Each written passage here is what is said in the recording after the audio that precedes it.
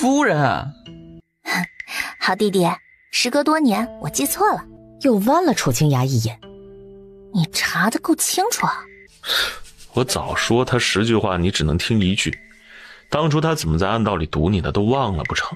你过了年就16了，我再教你一个道理，看起来越温良的人越要提防，尤其是女人，别傻乎乎把自己心窝子都掏出来，后悔都来不及。就像大人一样吗？哎，小孩子吃饭你训他做什么？把他噎死你就高兴了？你看看都把他惯成什么样了，他以前敢对我这么说话吗？几个侍卫默默低头憋笑。他6岁就跟着你，10年还没造你的反，已经很不容易了。要是我，3更半夜连财带马一起卷走，转投你的死对头去。敲门声打断了斗嘴，老板和伙计笑呵呵地端着食盒进来，打开都是些朴实无华的菜肴，譬如凉拌波棱菜、韭菜炒豆干、口蘑鸡片之类。江离喝着鲜美的羊汤，用余光打量老板。刚才为众人盛汤时，他似乎多瞥了楚清雅一眼。这酒楼楚清雅多年前来过，许是老板觉得眼熟又不敢认。老板突然拍了下脑门，哎呀一声。哎呀，这位爷看着面熟，这声音也耳熟，小的斗胆问句，您是本地的吗？你们家的羊杂汤和麦粥酱菜如今还管够吗？只要点一盘20文的菜，这3样都尽管吃。您是不是那个管够？当然管够，这么多年您还记得小店呢，我这就去叫厨子多做几个菜送诸位爷的。他转身盖上食盒，脸上露出一种奇怪的表情，还在自言自语的嘀咕。江离想了好半天，这什么意思？只听杜恒压低嗓音：大人每次来丰阳都带我来这家吃，他那时跟我一样岁数，也在蹿个子。他恍然大悟，原来老板是在想死孩子吃穷老子了。楚清雅仿若未闻，叫住老板，指着杜恒：你记得他吗？哎呦，这就不认得了。他就是9岁能喝3碗羊杂汤，跑到后厨说汤里有苍蝇，被你揍了一顿的那个讨人厌的小孩儿。现在16了，正在抽条呢，比我当年还能吃。我快要养不起他了，带他回老家谋个差事做。小的有眼不识泰山，您2位现在是做大生意的贵人了，别和小的一般见识。我记得您以前会把乳酪抹在饼上吃，这个也管够。楚清雅得到答复，满意的放他下楼去了。因为不喝酒，2只烤羊眨眼间只剩骨架子。粥饭食毕，杯盘狼藉。伙计上来收拾打扫，侍卫们识趣的分批出去，藏在暗处恪尽职守，只有杜恒还留着和江离谈天说地。楚清雅越看这孩子越碍眼，让他滚回衙门里读书。他反而说等下要去参加赛兵戏，兵鞋都存在大堂的柜子里了。这半个月我做梦都想要你，从早到晚。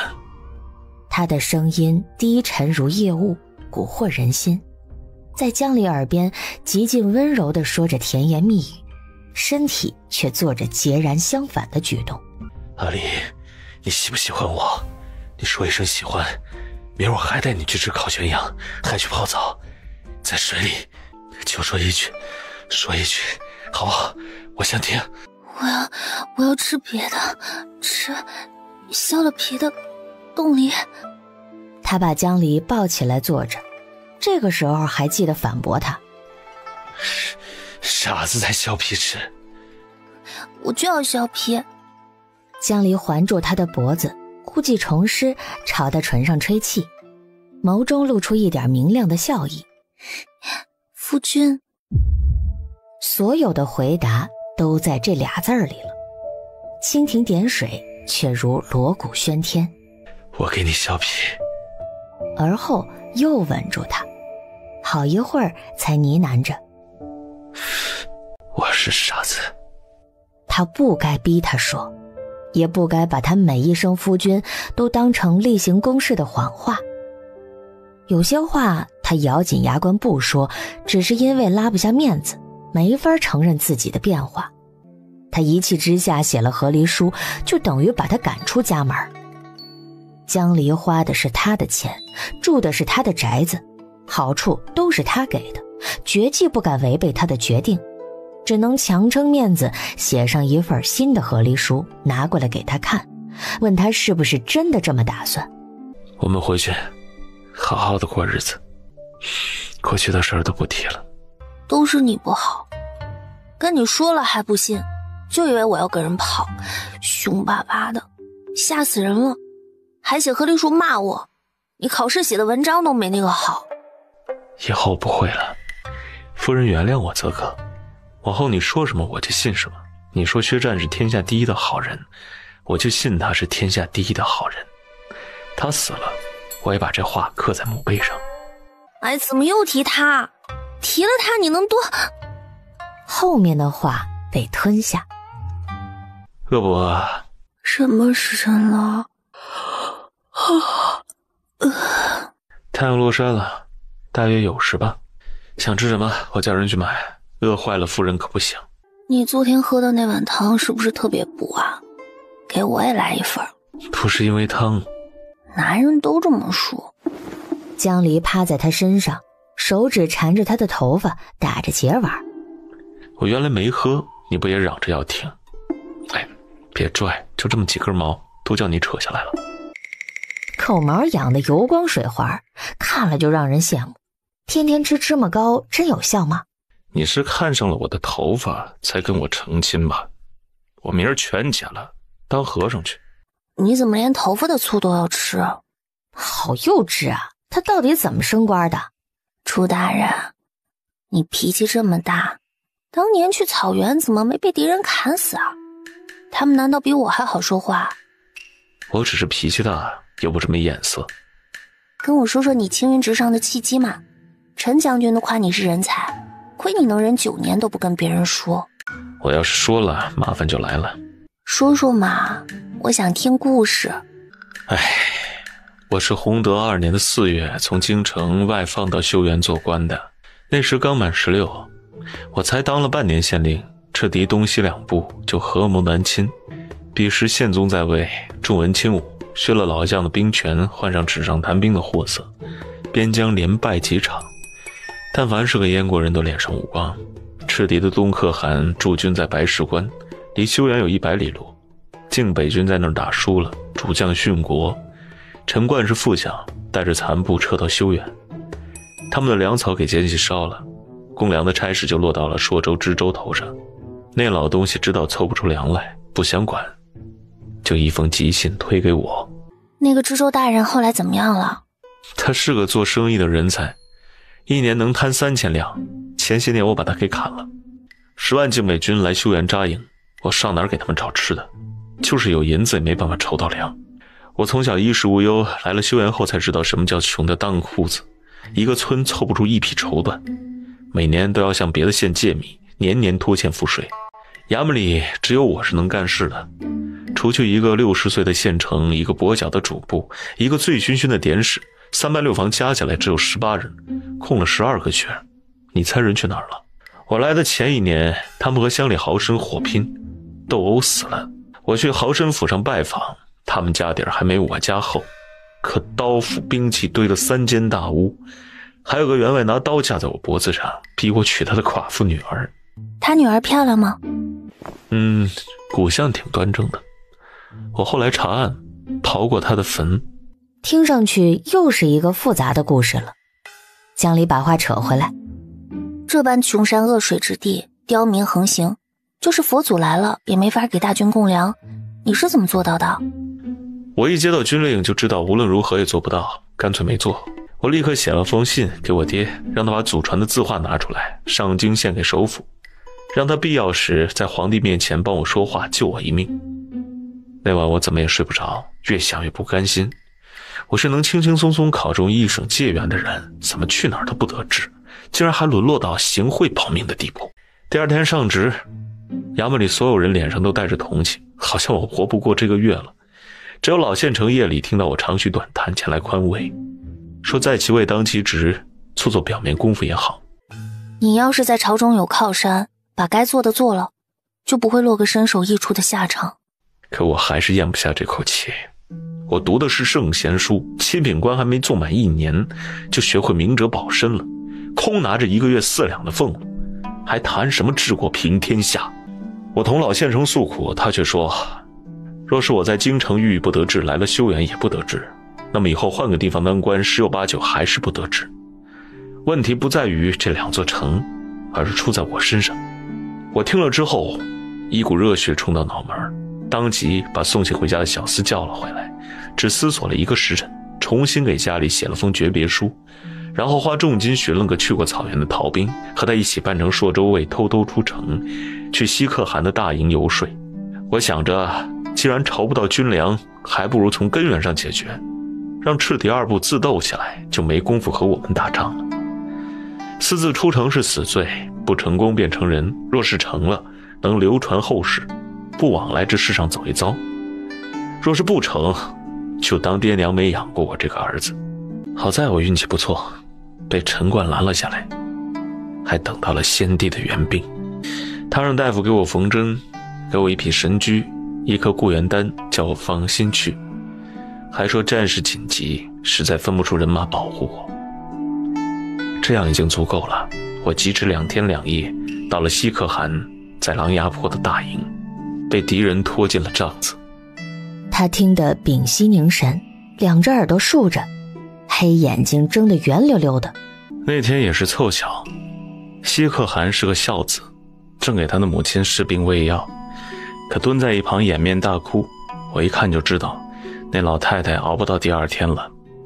我把大夫给的丹药献了上去，那本是给我吊命用的，果然有奇效，老太太过了半盏茶就能睁眼了。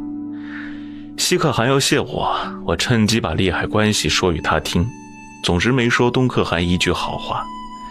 他听完沉吟不语，派了2个外孙送我回修远。我是他母亲的恩人，他怕我死在草原上，可我没他那么好心，回城就把这2人杀了，免得让人觉得我勾结外敌。我知道，国子监上课讲过你是怎么游说的。一是东可汗的军队离盛京更近，能分3路南下，打赢了他们占地利，是不会把高于之地分给西可汗的。2是西可汗曾助东可汗夺位，但弘德元年草原闹雪灾，东可汗1头羊都没给他们，是个不讲信义的小人。3是假称得了朝廷密旨，倘若西可汗有意吞并东边的部族，大燕会与其自重，东可汗攻占下的5个县城送给他们做牧马场。我的确是这么当着陈冠和先帝的面解释的，定是陈冠嘴不严实，说给了血战。我回城后约了2天，醒来后得知西可汗没有按原计划发兵，反而在东可汗背后捅了刀子，前后夹击不成，被先帝带队冲散了阵型，赤狄的军心乱了，晋北军大胜，我的脑袋也保住了。最重要的是，你的仕途保住了，果然是富贵险中求啊。先帝是个好皇帝，身先士卒，识人善用，就是驾崩得太早了。你觉得他是个什么样的人？那又有很多故事了。你每天给我讲一个嘛。你怎么这么喜欢听八卦呀？小时候没人跟你讲过故事啊？没，我娘说故事都是骗人的，我从识字起就自己看书了。很多事我都不愿意回想。那你就挑有意思的事情讲，你说话可有意思了。平时我跟你吵架，那些事我也喜欢听。不要。你要是早点同我说，你16岁就敢孤身去敌营谈判，我说不定会多喜欢你一点。楚清雅心头一酥，猛地翻身把他压住。真的？你怎么还能？别乱说话。他到底是顾忌着江离的身子。起来吃点东西，再不出屋子，下人都要进来看了。15的月亮16圆，都司衙门今日也煮了汤圆。长随把夜宵端到书房里，陈冠顺道问他：楚阁老住的那间客房有物件坏了？回大人，塌了一张罗汉榻，磕了小鸡，碎了2个茶杯。房里的东西用了多少年都好好的，怎的会坏？阁老千金之躯把榻做塌了，他的侍卫给了20两银子让换新的，小的想这钱也太多了。阁老今日没出去？还在房里，半个时辰前派人出门买吃食了，也不让进，就今早卯时让人抬了桶热水到外间。谁问你这些鸡零狗碎的？多出来的银子是阁老请大家吃酒的，嘴都给我闭严实了。长随告退后，他3两口把汤圆吃完，心里盘算着没招待好贵客，让他们受惊了，最好去亲自赔个不是。他披衣出门，沿着游廊走到最后一进院子，花园里的腊梅开得正好，客房亮着灯，一个仆从端着水盆走到街上，还有一个人从角门提着食盒跑来，在门上扣了几下。很快有侍卫出来拿东西，端水盆的和拎食盒的一同离开，走路上低声聊起天儿。陈冠的耳力极佳，听了个大概。夫人对他说呀，你昨日喝的这汤也太补了。阁老说呢，不是因为喝汤，夫人就骂他骗鬼呢。我喝了这个比喝酒还热，8几天肚重，王八、老鸡、羊鞭一起炖，都快流鼻血了。阁老说昨日没放那么多料，要是放了就得再添上新床了。那夫人又骂他，傻子才信你把榻做塌了，你怎么不说马没拴住冲进房里撞他的？阁老说你就当我是马。两人捂嘴窃笑着走远了。陈冠在房外僵了一刻，想着小别胜新婚，何况是新婚未满1年的小别，这蜜里调油，油上点火，火烧木头，榻烧坏了也是说得通的。他转身走出院子时，仍听到客房里的小夫妻在打情骂俏。抬头看一眼金黄浑圆的明月，怅然想起3000里之遥的京城。他的家眷今年是不可能来朔州探亲了，不过说不定他有机会会回京，在朝廷削藩之后。要不要把家里的榻换张新的呀？也有些年头了。你不是去见陈将军了吗？你知道他同我说了什么吗？跟我回帐子。他把江离拉回帐篷。总不会问你他是怎么弄坏的吧？有话直说，有屁快放。你好好想想，上次来这山里见了什么人，说了什么鬼话？江离一声，还有这回事儿，他都给忘了。看了眼识相的远离帐子的侍卫们，缩回脑袋，暴毙装糊涂。你说明白点儿，我听不懂。在河陵我还问你有没有遇到山匪，你说没有。昨日山匪头子给陈冠送了信，质问他为何要在大燕存亡之际离开威宁。据说大燕有个姓名名渊的京官勾结赤敌叛国，骑着快马逃出关，中军都督府的薛都督手下的一个小校尉满腔热血地追他去了。临患不忘国，忠也。我就猜到他们中间有军户出身的。楚清崖见他丝毫没有编造弥天大谎的歉疚，沉着脸。1个时辰之前，他们的寨子已经被晋北军灭了。夫人可要去见见那名把你堵在冰湖上的绿林好汉。灭了？陈冠身为都指挥使，本就该清理省内杀人劫货的悍匪。我来时既然碰上了，便叫他顺手荡平了山头。江离心里清楚，这些土匪应当同当地官府有些关系，黑白两道通吃，所以县官一直没有当成忧患往省里报，牵涉到复杂的人情利益。陈冠纵然知道有这么一撮土匪拦路打劫，也不想得罪其他官员，索性睁只眼闭只眼。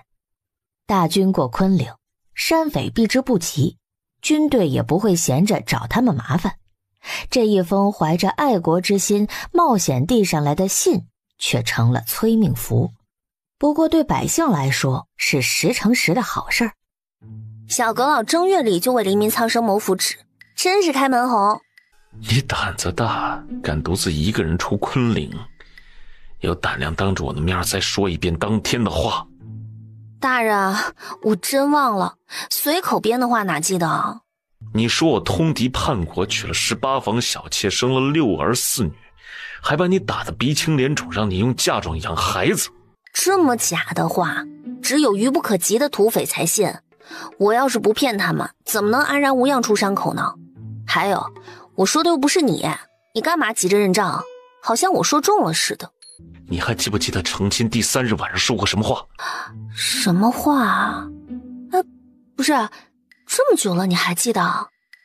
他说过的每一句话，他都记得清清楚楚。你说以后都不编排我了，再也不胡说八道折辱我了，你就是个骗子，大骗子。哎呀，不生气啦，你看我给你留了什么？江离举着一个小罐子，揭开盖儿，在他面前晃了一晃，里面是洁白的乳酪。这是给我留的。自然，你不是喜欢吃这个吗？我在铺子里买了好几罐，给你带着路上吃。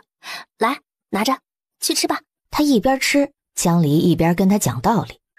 是你先跟我吵架的，对不对？只许你生气，不许我生气，哪有这样的道理啊？这群人是山匪，就算说出去，也没人会相信他们。被官兵抓到就是一个死，你还担心什么？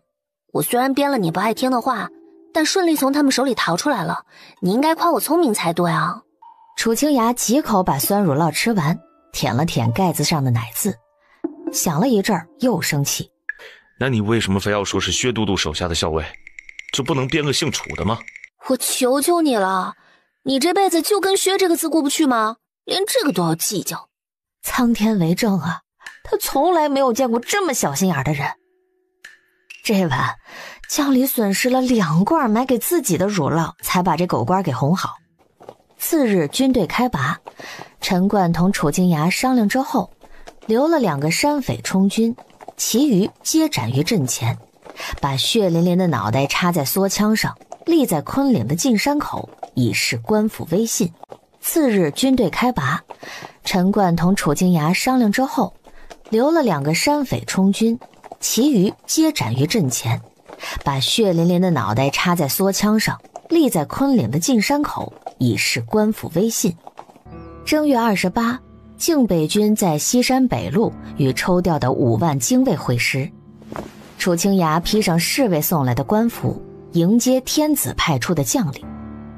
听到来人名字，眉眼一跳，公事公办的在2军前领了圣旨，旨意以精卫之首为总兵，镇远将军陈冠作为副将，文华殿大学士为总督，押着谋逆犯去梧州劝降。粮草已先行一步，若是开打，便速战速决。是夜在县城犒军，宴饮取乐。江离终于得以离开营帐住客栈，带着6个侍卫在城里大吃一顿，明日同大军分道而行。你回来做事？他们喝酒，我又不喝，索性早早出来，不然被吵得头晕。明早我就走了，你不想和我多待一会儿？走好不走？江离吐掉嘴里的漱口水。天天和你待着怪腻的，你不在我倒还能想起你。回京城换个男人陪你就新鲜了。我去钱江的这些日子，你最好天天和文房四宝待着，若是让我知道又跑到什么侯府将军府吃喝玩乐。他威胁地看了江离一眼。我最讨厌你说这种话，早想告诉你，我爱去哪儿就去哪儿，就是跑到天涯海角你也管不着。我要是在外头拈花惹草，还能让你知道？不过最近忙得很，读书复习要紧，开课半个月都不去国子监，得弄出几篇好文章和先生们套近乎。我这个采阳补阴的狐狸精，偷心摄魂的江洋大盗，没工夫勾引男人。好好好，你爱跟谁跑就跟谁跑。我有你这么个娇滴滴的嫡相公，能跟谁跑啊？你那天都答应了，我说什么你就信什么，再不起疑了，如何又使性子啊？习惯了。唉，江山易改，本性难移啊。你这副哭丧的表情从中午就没变过，不就是陛下派了个姓薛的总兵吗？齐王打着捣楚义薛的名号清君侧，不派薛家人派谁啊？我一见他就想起你骂我。都跟你说了，中军都督府里确实有个姓薛的都督，我可没全瞎说。你去了钱江，可别莫名其妙的发疯咬人。那薛都督如今是总兵，还是薛阁老的侄子，薛家几百号人，你们楚家人丁单薄，就你一个当官，朝中跟你交好的大臣也没几个。我做了10年官，还用白衣教？那不是看你不靠谱吗？动不动就生气。都是被你气的。楚清雅摸着腰间的荷包，取下放在眼前，嘴角扬起一抹轻笑。你现在手艺变好了，这叶子绣的能看出来是叶子。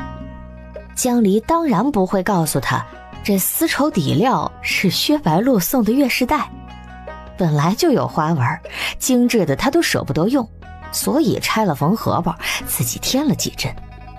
啊，我以前做的粗陋是因为没用心，这个是用心绣的。你看这条狗多像你啊，你望着我做什么？怀芬香儿协会，陪江离至菲菲，我会日日都带在身上。随便你。你不要担心我，你能想到的我也能想到。这次去钱江，我办完事就回来，定能赶上你考试。楚清雅从怀里掏出一个物事，拽着江离的袖子。给你。什么？江离拿过那只红木雕的小玩意儿，唇角一动。哼，在哪儿买的？我怎么没看见集市上卖这个？晚上酒席无聊，我在桌子底下悄悄雕了一个。你还会这手，真行啊！小时候跟璧山的竹匠学了一手。我看都司衙门客房里的榻是红酸枝木做的，全扔了可惜。看了腿上一块木头，这是咱们的崽崽，你把它挂在身上多神气。哼，这是狗还是狼？狼？你不是说它长得像我吗？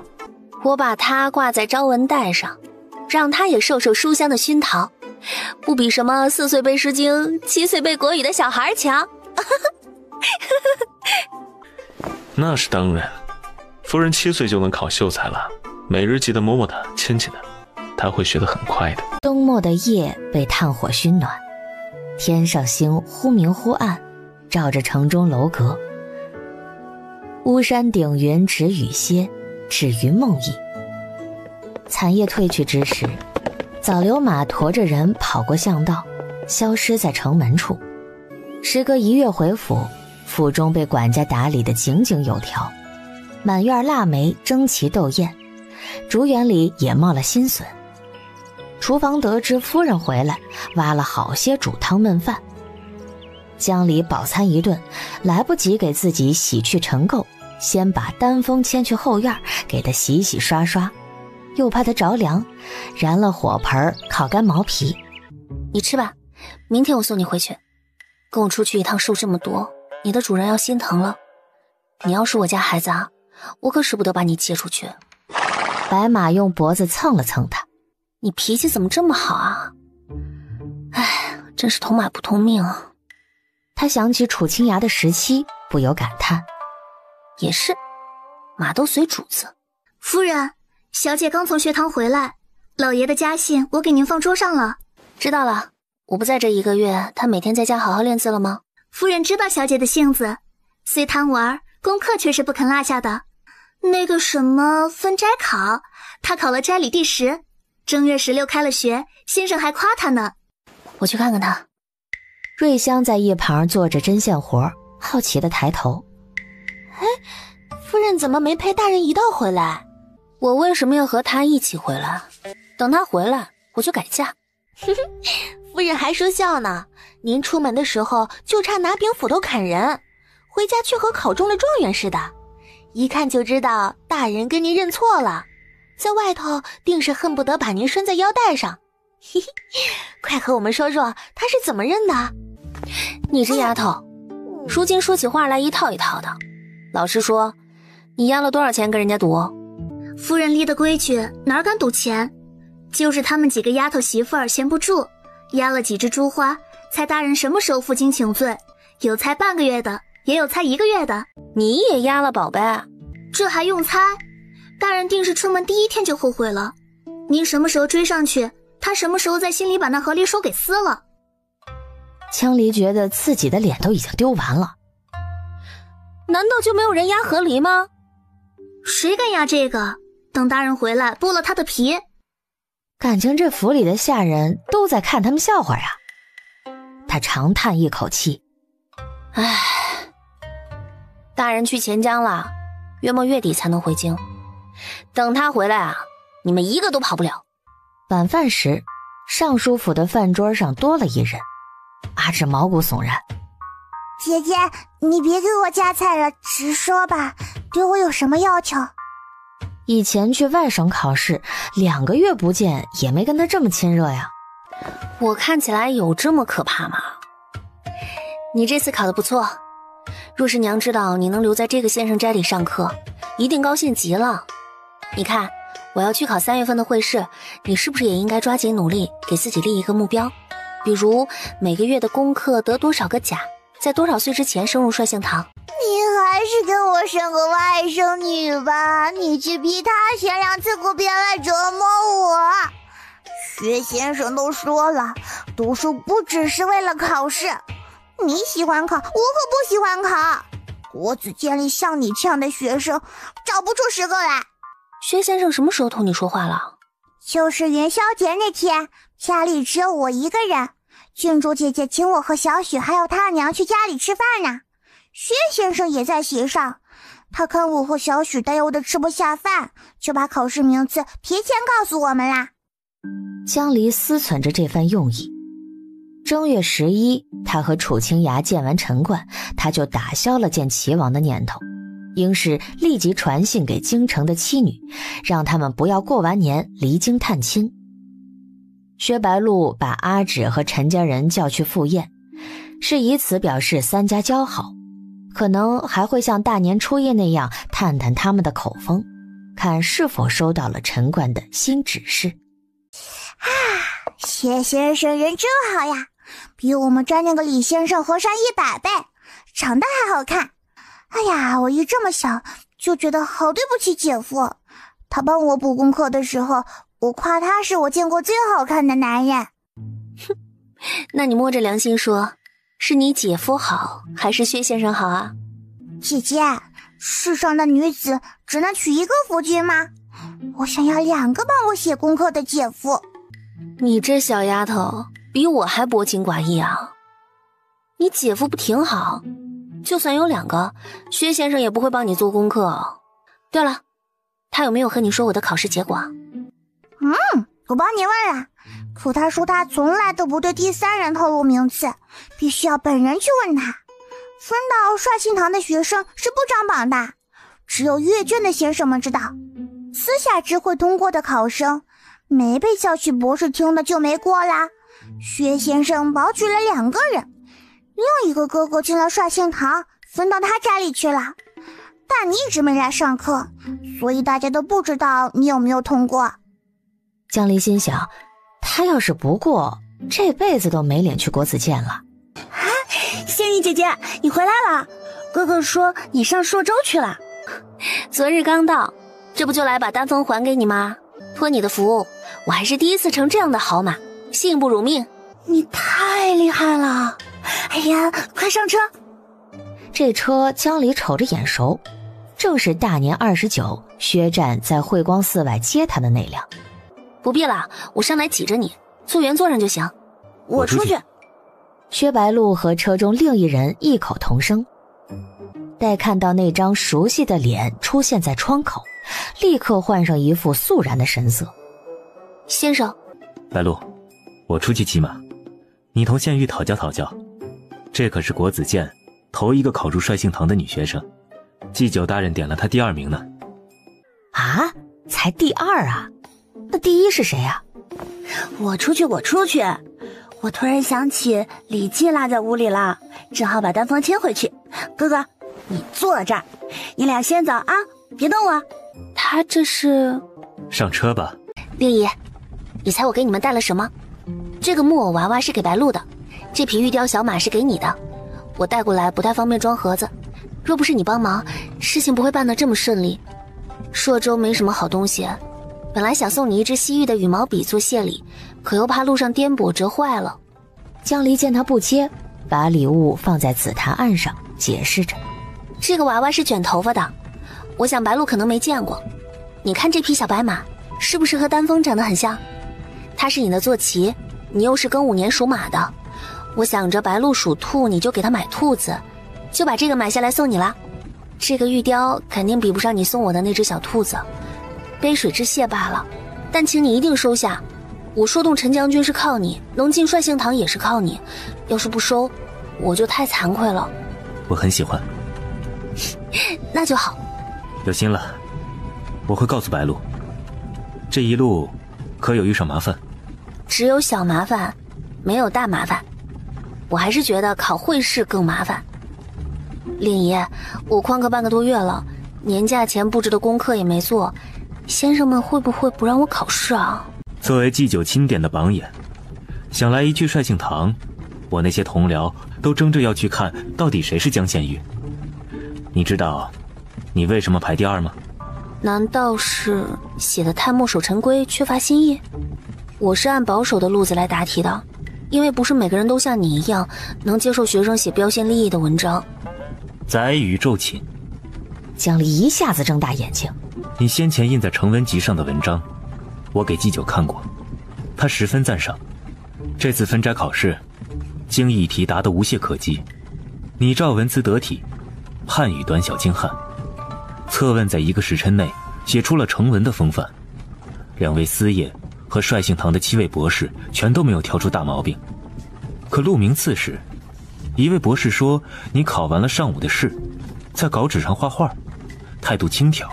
另一位巡考说你考完下午的测问，趴在桌上小憩，还要我作证。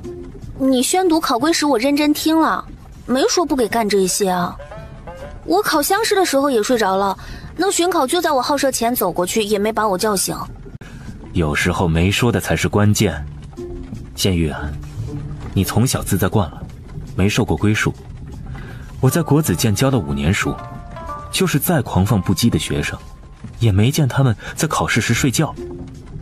祭酒听了2位博士的话，叹了句：“始无于人也，听其言而信其行；今无于人也，听其言而观其行。”都把他比作朽木不可雕的载语了，可有补救之法？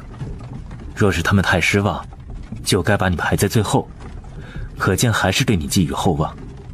之前你没去广业堂上课，先生们看了你的答卷，明白你是不屑去，录榜时都不作声。但开学后你没来率性堂上课，他们就奇怪了。我替你编了个理由，说你回乡过年，路途遥远，但当时已有人不满，因国子监里多的是天南地北的学生，若想弥补，一来呢要教功课，把轻佻狂傲之名洗脱；二来要给斋里的先生送几篇好文章，让他看重。自你回京，课要一堂不落的上，然后去考到前5名。令爷，你不是说如果考进率性堂，你就把我调到你斋里，方便举荐吗？这正是为难之处。这次分进堂的共有10人，我保举的另一位学生恳求祭酒要进1斋，他允了。我斋里已多了1人，若再收了你，对其他人不公平。有位老博士指明要收你，祭酒也允了。那我岂不是要补1整个年假的功课，抽空写文章，再每天去上课？便是分到我斋里，也要这般。献玉，你既然进了国子监，就要遵守这里的规矩。我知道你只想要一个会试的名额，为了得到它，该做的必须做。你上我的课，做我的课业勤勉，不能换一个先生就懈怠了。我听过别的先生上课，他们讲的都没你有趣。你是国子监里最开明的先生，没有那些迂腐气，所以我才来找你的。没关系，我的会讲所有人都可以来听，你得空就来。江离轻微地叹出口气。好吧，天将降大任于他，看来这个月会过得无比辛劳。这也是你去朔州买的，挑得到精巧。这个不是买的，是人送的。他的嗓音清润低柔，犹如晨风拂过耳廓，带了丝不自知的喜悦。你不远千里去见陈将军，帮了楚阁老的大忙，他就捡这个。此话一出，顿觉失言，忙又道：若是百忙之中亲手做的，的确难得。我听闻陛下做太子时最爱他雕的摆件了。这倒像居高临下评判一般，越说越不对。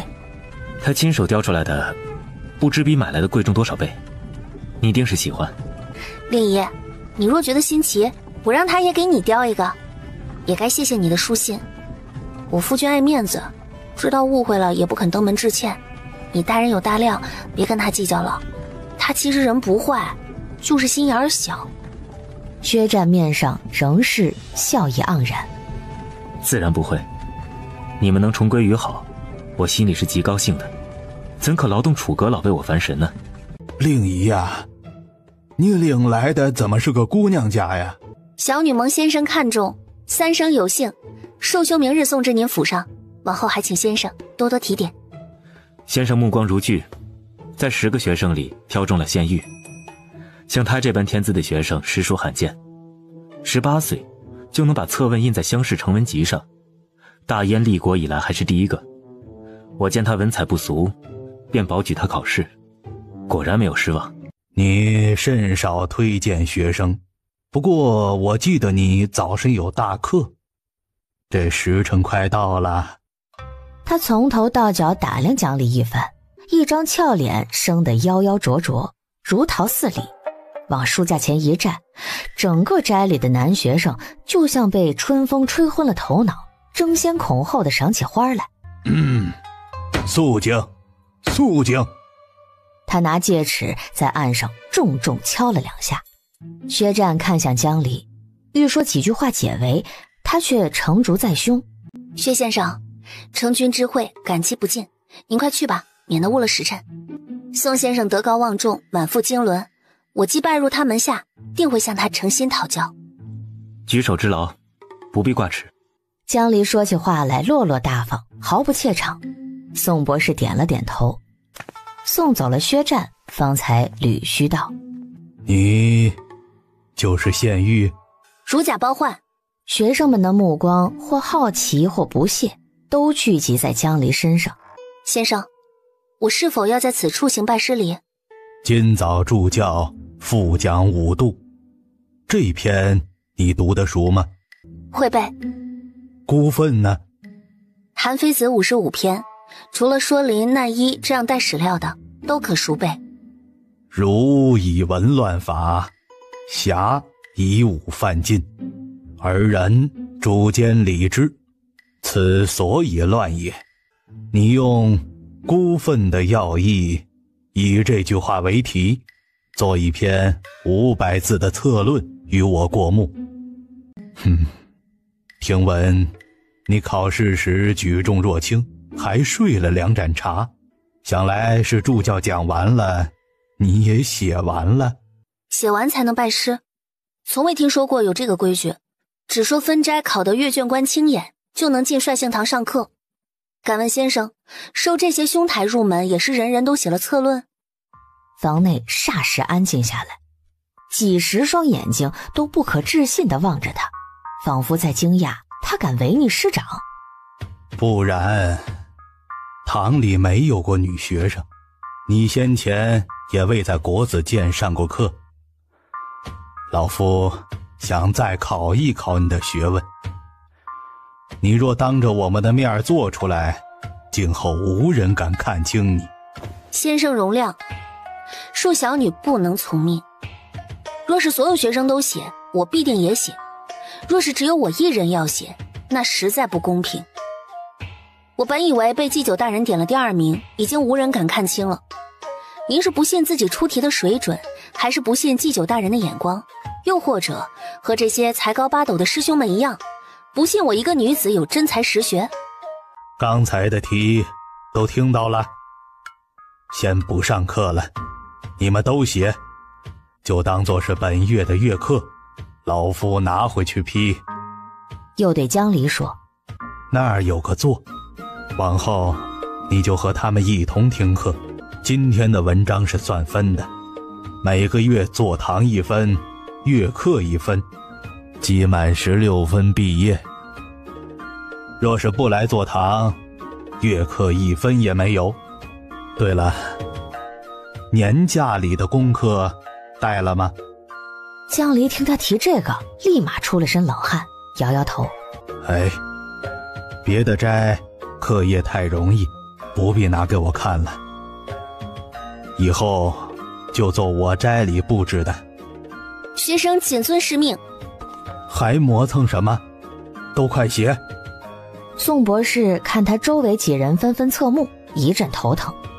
哎呀，他中午得去问问斋里有女学生的同僚，到底怎么管教这帮血气方刚的毛头小子。自西山向东疾行400余里，朝廷削藩的10万军队到了黎州境内，在县城外的小丘上扎营。我叫火头兵，一网子捞了几条河豚上来打打牙去，用流水洗得干干净净。我先替2位大人试上一试。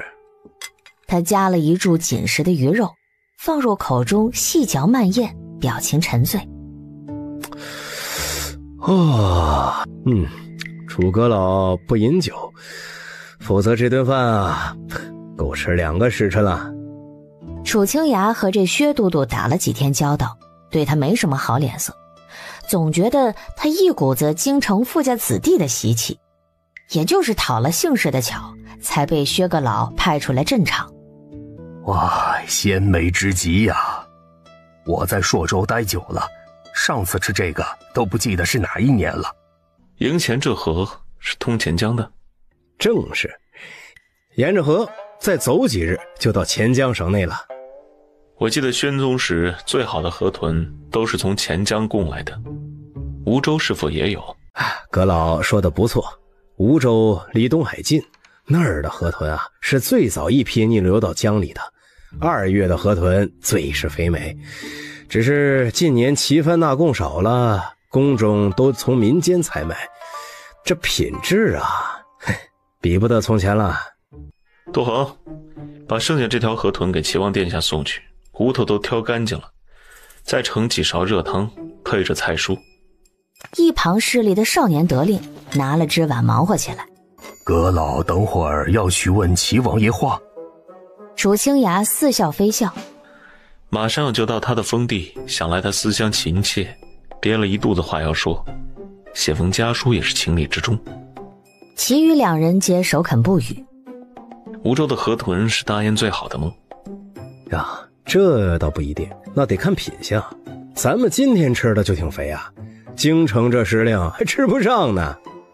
薛都督兴致勃勃。你们谁骑马跑得最快？叫他去渔船上挑10条河豚，要最肥的，用冰镇了送回京，给夫人尝鲜。万一打起仗，大人身边就少了一人保护，还是给驿馆去了信，叫义夫去买吧。你看薛都督像是出来打仗的吗？他也不傻，敢开战前给士兵吃干粮，自己吃河豚，就是清楚擒贼先擒王的好处。齐王捏在我们手里，再费兵卒打起来，朝中要骂我们养寇自重了。楚清雅解释完，清了清嗓子。务必要快些送给夫人，要是京城的酒楼进了货，这东西就不稀罕了，叫他自己留着吃，别想着送给什么姓薛的姓王的。他考试之前要好好补一补身子。是。囚车中，河豚鱼汤冒着热气。王爷，该用饭了。这些天，楚清雅美短了他的衣食，但军中饭菜着实是难以下咽，他每每只能逼着自己吃2口果腹，然后万念俱灰的闭目养神。王爷还是省省力气吧，等到了钱江，见了您的亲眷至交，怕是要磨破嘴皮子呢。我家大人知道您吃不好睡不香，特地为您留了一条河豚。眼下正是梧州吃这个的月份。殿下不用饭，是瞧这鱼没有梧州的品相好吗？一阵剧烈的咳嗽在车中响起。萧明长久未说话，嗓子哑得厉害。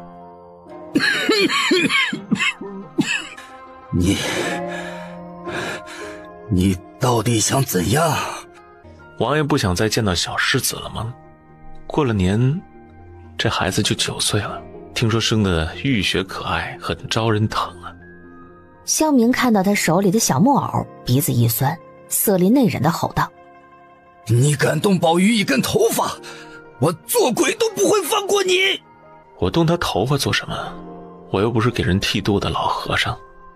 楚清雅把木偶塞进笼子，看他颤着手把他搂到怀里，仿佛见到了儿子一般，不禁叹了口气。王爷到底被人灌了什么迷魂药，不在钱江好好的修道，非得东施效颦学先帝清君侧。您也不掂量掂量自己有几斤几两，身边都是些什么货色。大过年跑到北方借兵，赔了自己不说，还连累家眷。您要是真心疼小世子的安危，何必做这等谋逆之举？本王是父皇第二子，皇兄无子，皇位本该就由我继承。自古成王败寇，事已至此，我迟早是要死的，也没有别的话了。你说吧，要怎么做才能保我儿子平安？王爷果真是生死看淡的修道之人，不过可惜了，你的命对本官毫无用处，软禁也成，在阵前杀了也成，全看你对朝廷的态度。如今宗室凋零，陛下身边没有同龄的兄弟姐妹，本官觉得小世子就挺好，和陛下差不多年纪，想来两人作伴其乐融融，能给天下做个兄友弟恭的表率。当然小孩都不愿意离家，本官怕士兵们手脚粗笨伤了世子，所以还请王爷写封信劝劝世子，连同家里的老老少少、府内外的幕僚百姓一并知会了，等到了钱江，咱们双方相见，脸上好看点。本官说话一向作数，陛下宅心仁厚，做不出残害手足之事。楚清雅把纸笔摆在囚笼前，王爷若是悔悟，便写得情真意切一些，陛下看到信，或可免了你的死罪，届时你想在梧州吃河豚也非难事。你不恨我在虎啸崖设伏？王爷的埋伏设得极好，夫人一心疼就不与本官合理了。世子是王爷的命根子，夫人便是本官的命根子。你到底如何得知本王来了朔州？这就要问问王爷了，适才不是让王爷仔细想想身边都是些什么货色吗？我也有疑问，王爷娶的王妃早在15年前就轰了，您爱若珍宝的小世子到底是谁生的？本官在钱江的探子可是夸您清心寡欲，从不去女人房里过夜的。萧明的手猛一抖，笔尖在纸上拖出一条墨迹。半晌，他咬紧牙关继续写起信，写着写着突然笑起来，抬起一张苍白瘦削的脸，目光充满怨毒。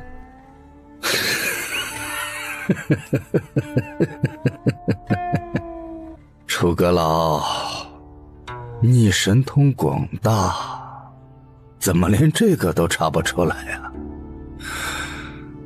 一个早死的婢女罢了，长得有几分颜色。本官真是迫不及待想见世子了，一个时辰后咱们一同把信润润色。我真是迫不及待想知道结果了。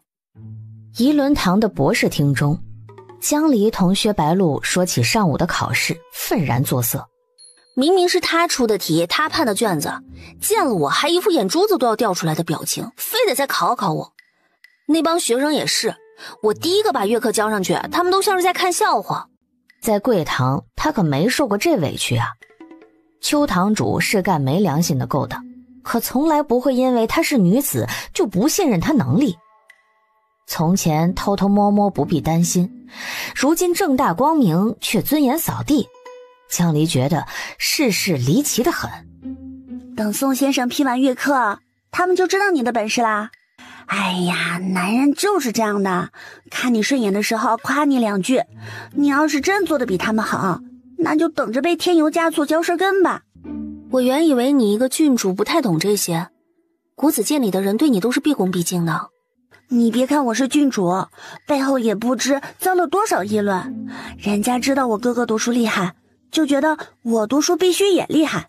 只要得个丙，先生看我呀就和看头牛似的，好像他弹的是什么好琴。6年前我刚进国子监，有一次月课得了前3。哇，你都不知道，我旁边的那个胖子脸色有多难看。我只是一次比他强，他逢人就说我的功课呀都是哥哥代写的，气得我把他揍了一顿。你哥知道吗？知道啊，那个胖子的爹来国子监找他评理，被他拿身份押回去了。唉，他很少这样做的。那他有没有骂你啊？哥哥回家给我找了个武学师傅，让我下次不要丢侯府的脸，揍人都不会揍。其实他很护着家里人的。江离一看就知道他脑子里又生了奇怪的念头，有些无奈。我和你哥哥只是朋友，因为他有事需要我帮忙，我也有事需要他帮忙，所以走得近了些。城里的谣传你别信。你知道我多想要个能帮我做功课的嫂子吗？我妹妹也很想要2个能帮她做功课的姐夫。自己的功课自己写，这么点小事儿扯到什么上去了？你要不要考虑一下我和阿芷的想法？自从哥哥跟我说了母亲的事儿，我就知道他铁定不会上公主了。他哪里比楚阁老差呀？无论家世还是人品。廊上响起脚步声，江离赶紧捂住他的嘴。让你哥哥听到你在这瞎说，他要生气了。哎呦，他气什么？他明明……门被推开，薛战抱着一摞竹纸向江离颔首。抱歉，让你久等了。你呀，不用教训我，仙玉姐姐已经教训过了。我去外头守着，你们谈。有侍卫守着，你早些回家。方才你先生又同我诉苦呢。小丫头一溜烟跑没了影儿。令姨，我想见王总管，是因为听六斋的助教说，你早晨受委屈了。称不上委屈，多谢关心。我想见王总管是因为私事。上次去玉器铺，听那个假扮他弟弟的人说，他雕刻的手艺是挺尖的。你不必同我说理由，我带你去。我让你来这儿，只是想提前说说按道理的机关，以防进去时出意外。你离京后，我带人又进去过2次，发现另外2条道理的机关术更复杂。好在我的人里有精通这行的术师，找到了求是。江离敏锐地捕捉到他眼中压抑的愤怒与痛苦，像是回忆起牢中惨状，轻声问：他们如何了？求是有相邻3个，关着我母亲、王总管和王老板。他们虽活着，可常年累月被灌药，神志受损，挣扎得很厉害。说是当场搬动，我担心他们身子受不住，只能给他们先喂些吊命的药，派了2个高手潜伏在暗道里，等他们恢复一些再做打算。这离救出来不远了。薛战静默片刻。我真恨自己无能，为何这么晚才发现？母亲从小半点苦都没受过，怎经得住这么多年的折磨？但我为了大局，竟不能立刻让她解脱。我怕打草惊蛇，又怕父亲看到他这样会伤心致死，还怕外人知晓他奄奄一息会趁机打压薛家。我这个儿子做的真是不孝至极。你已经做得很好了，这根本不是你的错，你别往自己身上揽，都是那些南越人干的。等准备齐全了，我们就把这些丧心病狂的家伙抓起来，给殿下和王总管他们报仇。晚间回了尚书府，江离一直心神不宁。去找找我去年练的字，超过50个字的纸都叠在一处，数数有多少张。他准备拿这个给助教交差。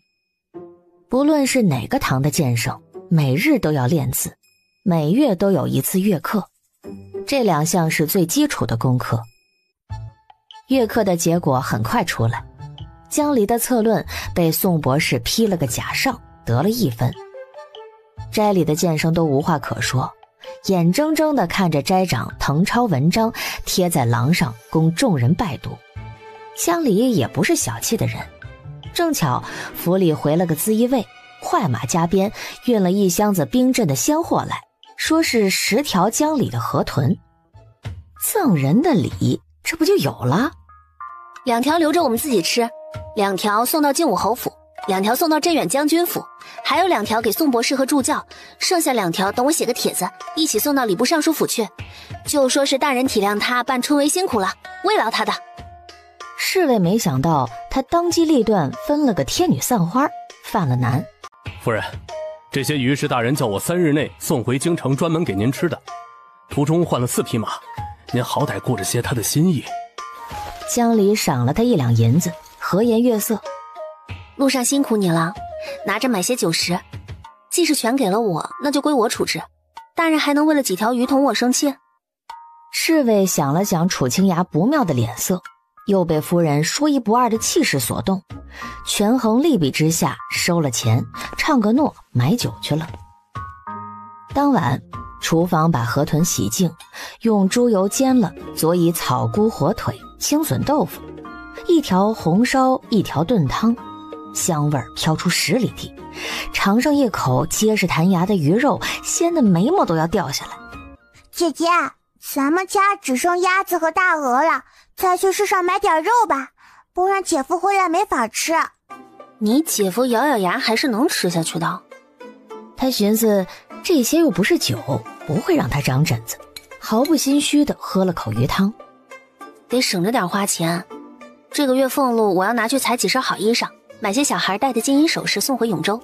楚少棠和柳夫人在家书里说了2件事儿，一是楚丹碧下个月就要临盆，2是问江离是否要回家住。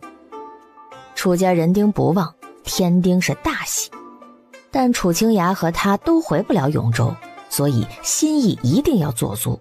此外多送些贺礼，也是表明先前写的和离书作废了，让二老宽心。吃完晚饭，送河豚去靖武侯府的春宴回来了，带着7盒装的回礼，里头是好大一条银闪闪的刀鱼，足有近2尺长。侯府才收了一批江鲜，郡主让夫人也尝尝，说不是什么稀罕物，但胜在当季，吃起来鲜美。郡主还吩咐，这鱼若是留到明天，清蒸就减了鲜味，可用葱姜花雕酒腌了，使冬菇、板油丁、笋片和豆酱烧着吃，或下油锅炸到金黄酥脆，囫囵嚼着刺儿吃。有心了。春燕，这鱼让厨房先做一半我们吃，剩下一半看能不能剁成小块，下锅炸了，放猪油罐子里封着。你家大人晚上看案卷时喜欢嚼嘎嘣脆的零食，说有滋味。江离用筷子抽出鱼腹中塞的纸条，展开来看，上面是熟悉的飘逸瓷器，约他后日去万兴玉器铺。中间这条暗道是往北的，挖得很深，中段和通往辉光寺的那条相连。因为养着些活毒物，我们没走到尽头，推测是通向晋中的。难道这些南越人能偷偷摸摸进皇宫大内？这里离皇宫有8、9里，他们得挖多久啊？就算善于挖掘地道，20个工匠也要不眠不休地挖上5年，何况他们白日里还要做其他事。5年？京城里有多少南越流民？这就要看刑部查到多少了。我上月来这2次，可是费了好些功夫和楚阁老的手下打交道。他们在玉器铺周围盯梢。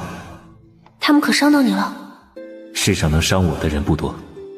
本是傲气的一句话，被薛战说出来，却极是淡泊自然。你这么好的功夫，去教书真是屈才了。不然呢？学生不听课，可以露手功夫来吓唬他们。我教了5年，没有一个敢不做功课的。薛战打趣，说话间，江离随他走了一段，暗道里愈发漆黑，弥漫着一股潮湿陈腐的霉味儿。走了约莫1里，前方传来异响，侧耳听去，竟是金属碰撞之声。那是锁链，还有低低的压抑的呻吟。穿过一扇木门，浓郁的花香飘到鼻尖儿，碧丽虫的香味儿熏得江离头脑发昏。他捂着鼻子，隐约看见室内有3个铁栅栏门，待要细看时，左前方突然钻出一个黑影，吓得他猛地窜了起来。别怕，是我们的人。江离躲在他身后探出脑袋，他这才看清了，前面是个侏儒，身高只及常人1半。小侯爷，殿下和2位先生每日都服用1颗丹药，有些食物现在已能说话了，只是身体虚弱，不能走动。薛战不动声色地颔首，脸上没有露出一丝哀伤的表情，持着火折子走进最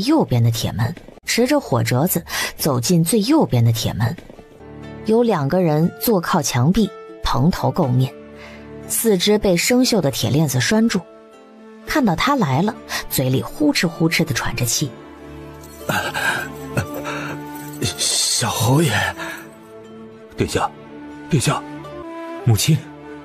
一连叫了3声，那人才费力地睁开眼。女人骨瘦嶙峋，从地上颤颤巍巍地撑起身子。七郎，七郎，是你吗？我的孩子。他痛苦地抱住头，好像脑袋里有虫子要钻出来。七郎，七郎，是梦吗？娘，是我来救你出去，这次你认出我了。他嘴角扬了一下，眼里蓄着泪，转头命令墙角的侏儒和侍卫：你们去外面守着。江离站在一旁，默默地看着母子俩相认。想到自己再也不能见到娘亲，眼眶就红了。殿下，小侯爷来救您了。你先走，去见侯爷和陛下，别管我们。江离用袖子擦擦脸，走到这间囚室前，眉心蹙起。您就是万兴玉器铺的王老板？我没见过你，如何知道？您手艺精湛，这些料子是2个月前雕刻玉兔剩下的吧？那狗杂碎，逼着我丢。当日薛战在玉器铺对贾老板说，要他亲手做一对玉兔送给郡主当生辰礼。贾老板要开门做生意，就得留着甄老板的巧手做玉雕，所以只折了他的腿。七郎，你要把阿信和阿福一起救出去，多亏有他们的照顾，我就知道能出去的，一定能见到你们。你爹爹怎么样了？楠楠呢？那伙贼人把他们怎么样了？妹妹没事，我也不会再让您受苦了。你爹如何了？他的旧伤没复发吧？等您恢复了，就能见到他。每隔一段时日，就有蛮子来这驱邪。他先把我们关在了城外不知什么地方，起初逼我们露面，打消熟人疑心。后来修了这地道，我们就再也出不来了。假扮我的那人叫贺世离，他的女主子叫木茶音，都是南越人。我听他们手下说什么复国、报仇，还要杀光天底下姓萧的人。这是……大长公主这才发现室内还有旁人，看到是个面生的年轻姑娘，惊呼一声，急忙抹去眼泪。见过殿下，我是小侯爷的朋友，姓江，懂些机关术。您身后毯子下那些小东西，都是自己编的吗？是，见笑了。蛮子每隔30-40天就来逼我们吃药，你要吃下去，时而昏睡，时而疯癫，疯起来认不得人，每日只有2个时辰清醒。药效散了就灌新的。殿下心智坚毅，从未想过寻死。我叫他清醒时找点事儿做，消磨时光。江离更加佩服，若是换了他被关在这种鬼地方，不知道家人什么时候才能找来，或许头1年就撞死在墙上了。以前听薛战说他母亲性子柔善，却不知道是这么一个外柔内刚的人。当年我在慧光寺被那女人挟持时，白露才7岁，她如今都长成大姑娘了。因为见到儿子，他的喜悦盖过了痛苦，目光有了神采，语气急切。七郎，你要立即进宫告诉皇帝，南越有人要报灭国之仇，意图造反，虎符失窃定是那女人做了手脚，才让你爹爹蒙不白之冤，致使大燕在北疆失利。他用白鹿威胁我，叫我几次都不敢在人前说出真相，我好恨，错失了机会。母亲，先帝1年前驾崩了，如今遇急的是您的侄子。大长公主震惊地张开嘴，半晌没出声。回家再说，您往后去些，我的剑快，斩断门锁时怕伤到你。小侯爷，这锁链是精选铁打的，纵使极锋利的刀斧，也不知道要砍到什么时候。引来人就不好了，地下机关重重，我听那些人说还养着蛇虫毒蚁，若没有特制的药，多少人来了都没法活着出去。顾不得那么多了，我此次是第3回进来，带了些人手，今日必定护母亲和2位伯伯周全。且慢，王总管，南越人每次来给你们灌药，是站在牢外还是牢里？是里面，我动弹不得，蛇弟的腿走不了，殿下总是躺着，每半月有人来送食水，偶尔打扫，这些是在外面做。那负责灌药的人身上就带着钥匙，您刚才又说他们几乎每月都来，您可还记得上个月是哪一天？这个月他们有没有来过？这个月没来。我在地上刻了记号。他掀开稻草，仔细数了数指甲划痕。腊月来了一次，假扮我的人把一对雕了7成的玉兔丢给我，让我完工，又取了我的血。那天是腊月15，大年29咱们去玉器铺，你说假的王老板腊月15一整天都没出过卧房，却出现在慧光寺里。不错，就是15。他说离郡主生辰只有9天，要我快些雕完。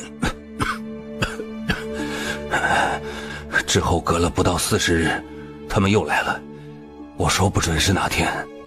薛战司机初次破解机关找到此处是正月18，第2次来是23，带了药食、干粮、医师和2个擅长潜伏的侏儒。那时3人都神志不清，身体极度衰弱，不能移动。如果南越人在23之后来，侏儒会向侍卫通报，所以必定是在23之前，很可能是前脚刚走，他们一干人后脚就到了。今日是2月念2，算算日子，过几天也该来了。令爷，俗话说事缓则圆，不是我站着说话不腰疼，与其硬拼门锁，不如守株待兔，拿了他们的钥匙，安安静静地把3位救出来，再活捉几个南越人逼供。我知道你着急，但要是动静太大引来他们，放出毒物，那就不妙了。我在贵堂见识过他们整治人的手段，只是一盆燃烧的毒烟就能熏疯40多个人，而且那是邱堂主对自己人下手，十分毒辣。薛战握住剑柄，手背青筋毕露，定定地望着母亲饱受摧残的面容。七郎，你这位朋友说的有理，娘可以受罪，但你千万得好好的。这么多年都过来了，多待几天算什么？何况这里还有你安排的先生陪护，娘不想让你以身犯险。你来这儿，娘可开心了。你比以前更沉稳，像你爹爹年轻时。你把妹妹妻儿照顾好，娘就放心了。母亲，我还未成婚。此话一出，牢里3人皆是一惊。什么？还没成亲？你过了年都26了，家中竟没人催你，那冒充我的贱人也不催？寻常男子这个年纪，孩儿都满地跑了，你到底是怎么想的？薛家的前途怎么办？你就没个看上眼的姑娘？你要急死我呀！我出去还有何脸面见人？你爹那个混账东西是怎么教你的？你叔公也老糊涂了，我就算还剩一口气，也要盯着你把婚事办了。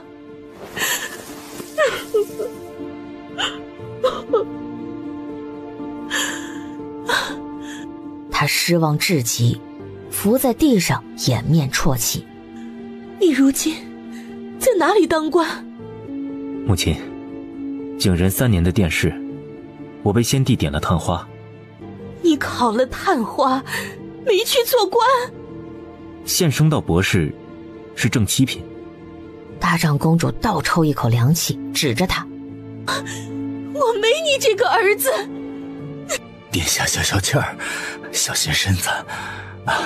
小侯爷一表人才，文武双全，您出去给他定一门好亲，3年抱俩，共享天伦。那就遵照母亲的意思，今日先回去。王总管，县尉有话问你，我去门外回避。七郎，我看这江姑娘就不错，样貌好，人又聪明，你还信任她？我不记得你和哪个姑娘交过朋友，你是不是中意她？出去后，娘就给你们把婚事办了，咱家不挑门第的呀。正看热闹的江离顿时傻了。母亲，您怎能当人面说这种话？他是我的知己好友，我别无他想。殿下，这真是误会，我已经成过亲了。七郎，你真不中意他？薛战的呼吸停滞了须臾，垂下眼睫，咬咬牙，看向身侧一脸期待自己解释的女孩子，艰难地挤出一句话：我对天发誓，若对他有1分邪念，便孤独终老。江离看他被冤枉得这么委屈，素来从容温和的声线都发抖了，也有样学样，举手发了个誓。我若觊觎小侯爷半分，想凭和他的交情嫁入侯府，就叫我2只手都断了，这辈子都拿不起笔。那一瞬，薛战的心脏仿佛被利剑刺穿了。大长公主还想说话，她转过身对着江离：我在外面等你。月爷，你是不是哪里不舒服啊？我很好。慢着，江夫人，你有什么话就当着我和七郎的面问王总管。这下却叫江离为难了。他来之前以为大长公主虚弱的根本顾不上其他事儿，没想到他头脑清楚得很，生怕他探问重大隐秘。江夫人还请长话短说，我必定知无不言，如实相告。王总管，您可认得这2个东西？这是我雕的，20多年了，没想到还能再见到他们。你从何处得来呀？这是我夫君生母的遗物。王总管，究竟是何人能用这么大的象牙料子，请你费心雕出来，送给白云居的舞姬？夫人心中不是已有定论了吗？何必再来问我呢？我发过毒誓，永远不会说出去。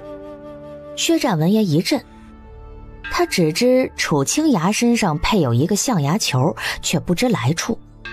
听2人言下之意，竟是……陈年旧事，逝者已矣，不必再谈。江夫人，你夫君是何人？现在何处？江离朝他跪下，磕了3个头。回殿下，我夫君是原先璧山县城的养子，先帝做楚王时他从龙有功，后来蒙恩当了刑部尚书，先帝驾崩前将他升入内阁，让他辅佐幼主。现下正带着朝廷的军队去前江削藩，他与先帝情谊甚笃，别无所求，唯愿完成先帝遗志，为国为君，从无二心，是个秉性忠孝的人。我曾问起过他，是否想寻找亲生父亲。他说养父母供他长大成人，他便只认这2个。而且我们不打算生育子嗣，他只有一个姐姐，我只有一个妹妹，5夫之内没有同宗做官。你年纪轻轻，怎能说这种不吉利的话？我既向您做出承诺，便能做到。敢问公主可知晓这对象牙球？薛战在他身后静立良久，忍住胸口酸涩，替他求道：母亲，倘若您知道，儿子请您说出来，他不是外人，多亏了他，我们才能找到暗道入口。大长公主见儿子孤零零地站着，眼中一片落寞，暗叹造化弄人，将旧事道来。26年前，我刚嫁进薛家。有一天，父皇来探望我，顺便让王总管去内务府领了料子，雕一对信物。原来父皇在白云居看上了一个舞姬，让她有了身孕，在京城买了座宅子安置她。可那舞姬命薄，难产死了。我从未见过那孩子，想是父皇让宫卫把她抱去别家养，让她远离宫闱纷争。母亲可还记得弘德元年的殿试，有个15岁的解元被大舅舅排在进士最后一名。竟是他，我还当只有我知道，定是你几个舅舅都知道了。大皇兄最不能容忍，他知道有个弟弟才华横溢，定要想法子打压他。原来楚清雅不止遇上了作弊。江离暗暗感慨，这狗官真是运气全都用在娶妻上了。多谢殿下相告。江夫人，你不用战战兢兢的，父皇若是在，定不愿看到同室操戈。不管那孩子现在是平民百姓，还是身居庙堂，我都当他不是萧姓子孙。这是我唯一能为他做的。你眼前这几个人都不会把事情说出去的，放心。江离得了这个回答，一颗心才落进肚子，端端正正行了个大礼，整理衣衫站起身，又想起一事。为何当年殿下的父皇不把他抱进宫里找个养母？便是奴婢生的孩子，历朝也是养在宫里的。那我就不知道了。我猜是因为那孩子的母亲是外族人，血脉不纯。玄宗南征北讨，大军带回了不少俘虏，白云居那会儿有几十个户籍呢。您见过我夫君的生母吗？没见过，听人说生得极美，皮肤很白，穿得很少，身段很妙，天上掉下来的一般，但凡是个男人就移不开眼。他跳舞时脚上拴着金铃铛，总是香，脚不动也香，很是新奇。王总管，那个喝士离和他主子长得什么样？男的40多岁，长相很普通，左边的太阳穴有颗痣，看上去读过书，很儒雅，很和气，会武功。女的每次都蒙着脸，我们没见过真容。贺士离常在京城吗？不常在，他好像常去永州。去年的8月上旬，整个7月，他在这儿吗？不在，他没取过我的血。去年3月他在不在？好像是在。去年冬月他不在，腊月回来了。就是贵堂的邱堂主了。我早料他在京城做生意，却不知是这么大一桩生意。贵堂3个易容师，2个在丰阳被抓了，还有一个恐怕就是假扮王老板的人。此地不宜久留，我们先回去谋划一番。母亲，委屈您和2位伯伯在这里忍耐几日，把你妹妹照顾好。还有，他压低声音，娘可看不得你受委屈。没这回事。春风自东海吹来，绿意染遍了钱江两岸的群山旷野。九曲河道蜿蜒在平原之上，马蹄踏过摇曳的芦苇，溅起浮着桃花的河水，迎着一轮暖阳朝东面的城池奔去。楚清雅指尖捏了枚黑子儿，思索后落在盘中，方才接过信，极快地扫了一眼。哎呀，不必再下了，早就听闻阁老是此中国手，惯会出奇制胜，4两拨千斤。薛某人可想不出起死回生的计策。楚清雅忽略奉承，开门见山。今早收到回函，钱江的布政使向朝廷请罪，说自己治下不力，昏聩无能，不能阻止齐王在省内敛财募兵，私自加重赋税。按察使已下令彻查向齐王行贿的官员，去过伏牛观的有一个算一个，先抓再审。他把信纸往桌上一拍，冷哼道：哼，早干什么去了？如今跪得比谁都利索。都司衙门竟没回函？这里的都司更是奇了，衙门里从2品的同知兼任亲王护卫指挥使，腊月里私自上的任。这封信上说，他要带世子来泰陵东边的苍水县，与我等一手交小的，一手交大的，领着5万抚卫和7万卫所士兵，以保护世子安全。哼，他以为朝廷是在同他做买卖吗？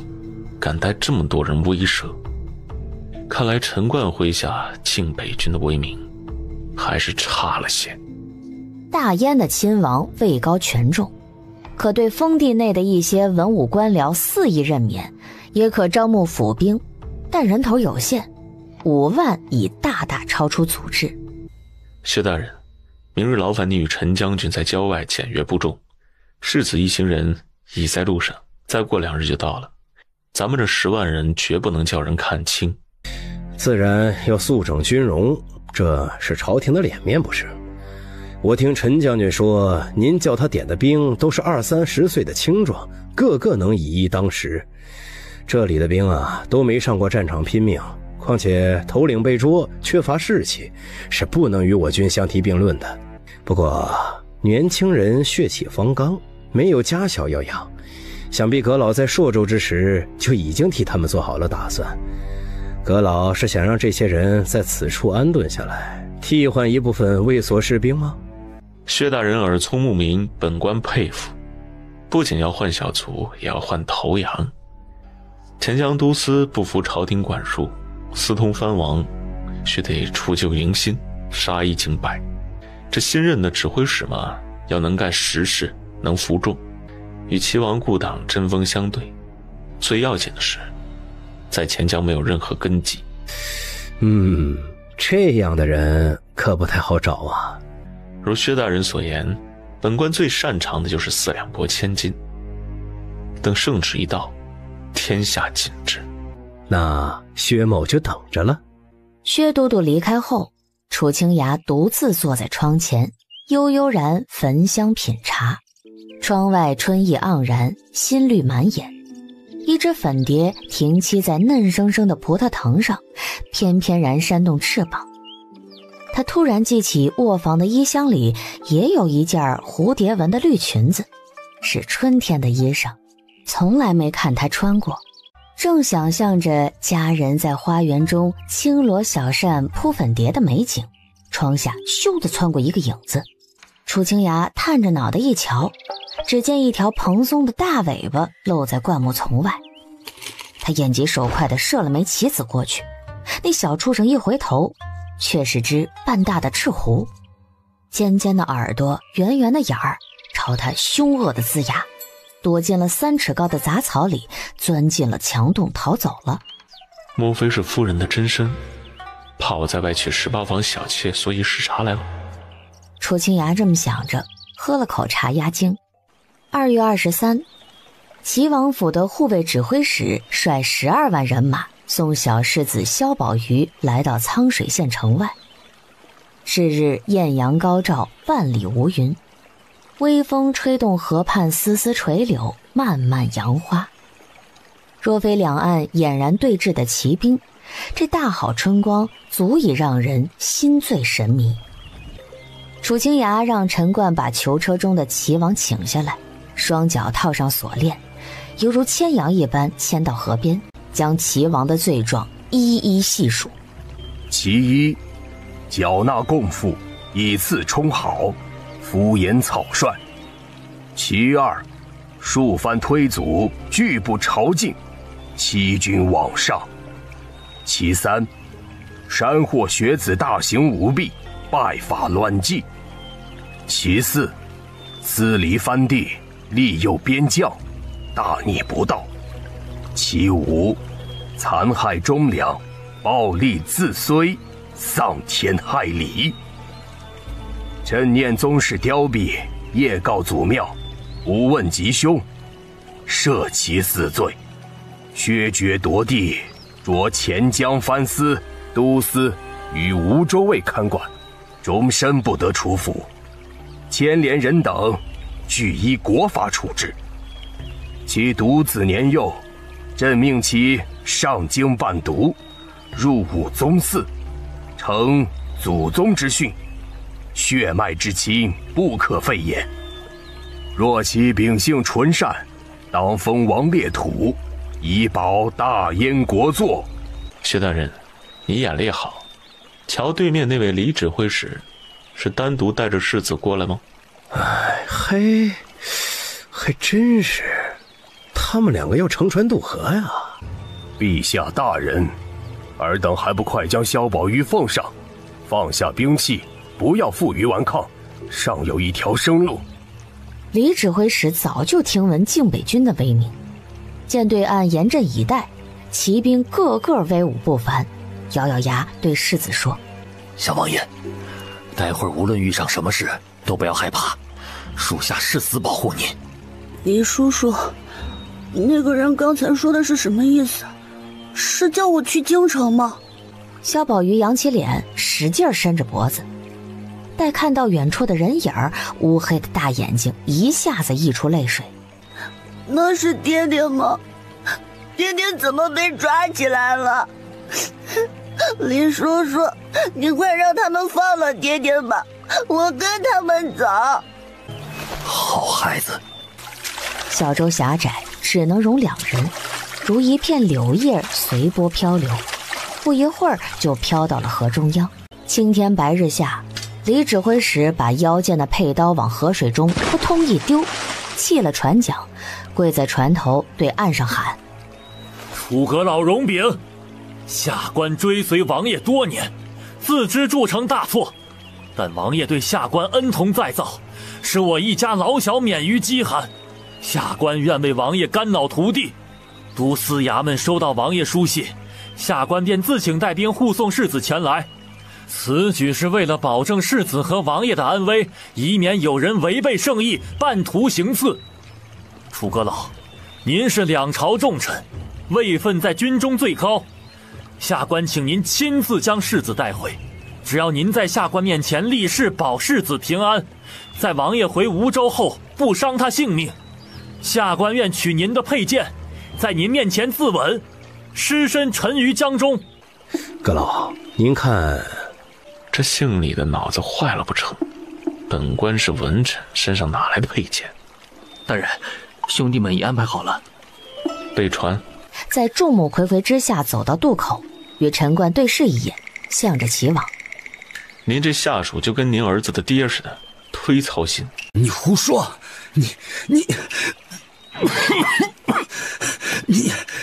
你别想害我的宝玉！难道您那娇生惯养的儿子是什么宝贝吗？说罢，便召来一名薛都督手下的精卫，2人一起登上木船。不多时，船驶出渡口数丈远，两岸青山相对，碧波荡漾，河水倒映出船头红影，两袖飘飘，树带当风，宛如一只振翅待飞的凤鸟。李大人这几句话真可谓滑稽至极。本官原以为你敢带兵和朝廷叫板，是个智勇双全之辈，凭头脑在王府谋得差事，不料却是三清祖师开恩，让你主子有眼无珠，才将你这等愚钝武夫捡了便宜。官做到从2品，连场面话都不会说，真叫本官大开眼界。罪人萧明已被削去王爵，他算个什么王爷？你交给朝廷的又是哪门子世子？圣旨已下，你口口声声暗指本官阳奉阴违，欲置二人于死地，挑拨离间，其心可诛。你一个本就该处以极刑的罪臣，有何资格让本官当面立誓？还想自刎？死得这么容易，前年在江东被五马分尸的那位郡王，怕是要掀了棺材板，骂本官收了你的贿赂。那艘船已然逼近，李指挥使木然地听着，右手扣住船舷，稳住身形，丝毫不惧。那阁老为何前来？说话间，手上一枚玉扳指悄然落进水中。宝玉，跟这位大人走，他既然有诚意来接你，是不会伤你的，他会陪你去京城。李指挥使仰望着站在面前的年轻人，不过片刻，垂下头，眼中透出一丝决然的狠意。别想走！李叔叔，世子别怕。突然之间，冷汗从额上滚滚落下，他看见水里升起了一丝嫣红，那点红色很快扩散开来，越来越浓，血腥气钻进他的鼻子里。而后一具死不瞑目的尸体浮了上来，腹部开了个狰狞的豁口，正是他派去水下设伏的府兵。他本想在河上劫持阁老，挫挫朝廷的锐气，趁军中混乱一鼓作气渡河开战。没等他大叫出声，两艘船周围的河面犹如被炮仗炸开，8个人影豁然从水下跃出，借力在船舷一蹬，就在水面乒乒乓乓地交起手来。刀光剑影，寒气森森，缠斗得好不激烈，哗哗溅起水珠，在晴空下氤氲出一道彩虹。本官来此，自是为了让你坐实谋害朝廷钦差的大罪，好在这里把你就地正法。那边有个资议卫一刀射倒敌人，举臂一丢，大人接着。楚清崖伸手，那枚掉在河里发号施令的玉扳指落在掌心。他对着阳光一看，成色尚好，做物证充公可惜了，叛党一个不留。萧宝瑜一个8岁的孩子，何曾见过这等残忍的场面，吓得都不会哭了，在陌生人的怀里战战兢兢。等船开离丈许远，正要从袖中掏出一块饴糖哄他，说时迟那时快，只听噗的一声闷响，那孩子眨了下眼，愣愣地低头，他的胸口冒出一截剑尖。大人，是他射的弩。他自尽了。那府兵还举着右手，颈间喷着血，黝黑的脸带着诡异的笑容，被水波吞没。船上的李指挥使这才反应过来，痛吼：你这个叛徒，叛徒！他激动的要扑到水里质问，被2个资议卫钳制住，向岸上痛哭流涕。王爷，我对不住您。寒光蓦地闪过，一颗脑袋横飞出去，扑通沉入河中。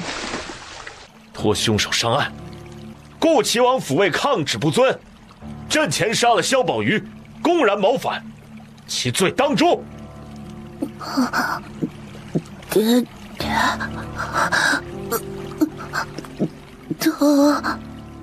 萧宝瑜的胸口汩汩流出鲜血，瞳孔渐渐散了，吐出了最后一口气儿。小舟顺风而行，好似这一瞬便到了岸边。萧明看不清河上的争斗，却听见了那一声高喊，恍惚了良久，眼看那人抱着孩子走到跟前儿，仿佛才意识到发生了何事。宝玉，宝玉，不会的，不会的。楚清雅把尸体放在地上，默然站在一旁。孩子，我的孩子，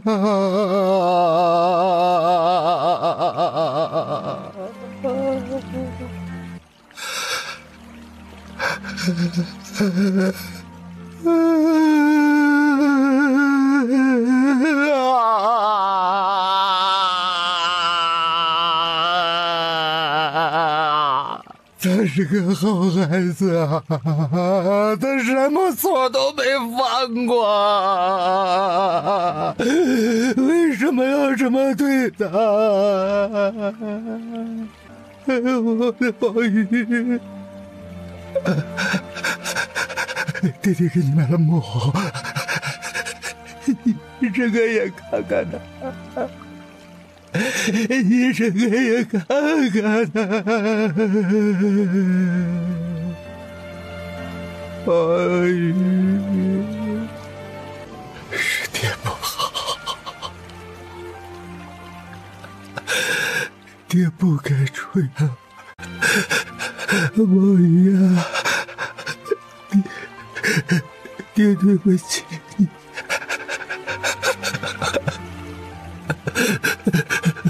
不疼了，不疼了，一定是你干的，是你！你要报复我，你冲我来呀！你把我千刀万剐呀！为何要我儿子来偿命啊？啊！你好好看看剑上绑着的玉，这是谁的？本官怎会有此物？分明是你养了条听命于外人的白眼狼。见朝廷要保你儿子的命，怕他讲出几句你誓死不肯说的话，忙不跌风口。自齐王在丰阳被抓后，即便用酷刑恐吓，也没能从他嘴里撬出最要紧的秘密，比如冒充大长公主的女人到底是谁。萧明抬起儿子的尸身，待看到那块玉佩，他面上刹那间血色全无，满眼的不可置信，似是被人狠狠扇了一耳光，僵在那儿。风吹过，野草沙沙摇晃，他一边笑一边流泪，好像觉得这是极滑稽的一件事。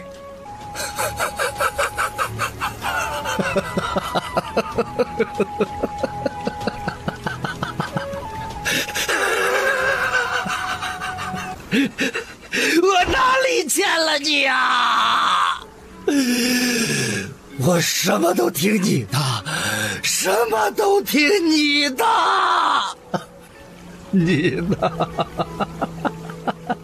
你竟如此对我！你早就想害死我们父子俩了。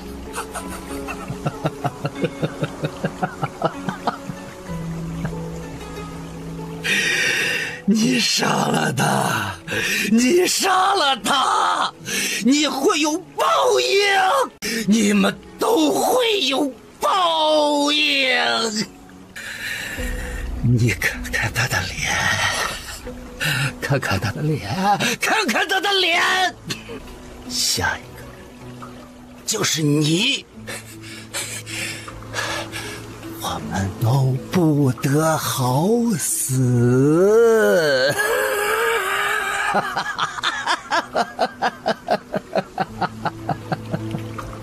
是谁杀了他？楚清雅没看出什么名堂，蹲下身，紧盯着他的双目。是你，是你，是你杀了我的宝玉。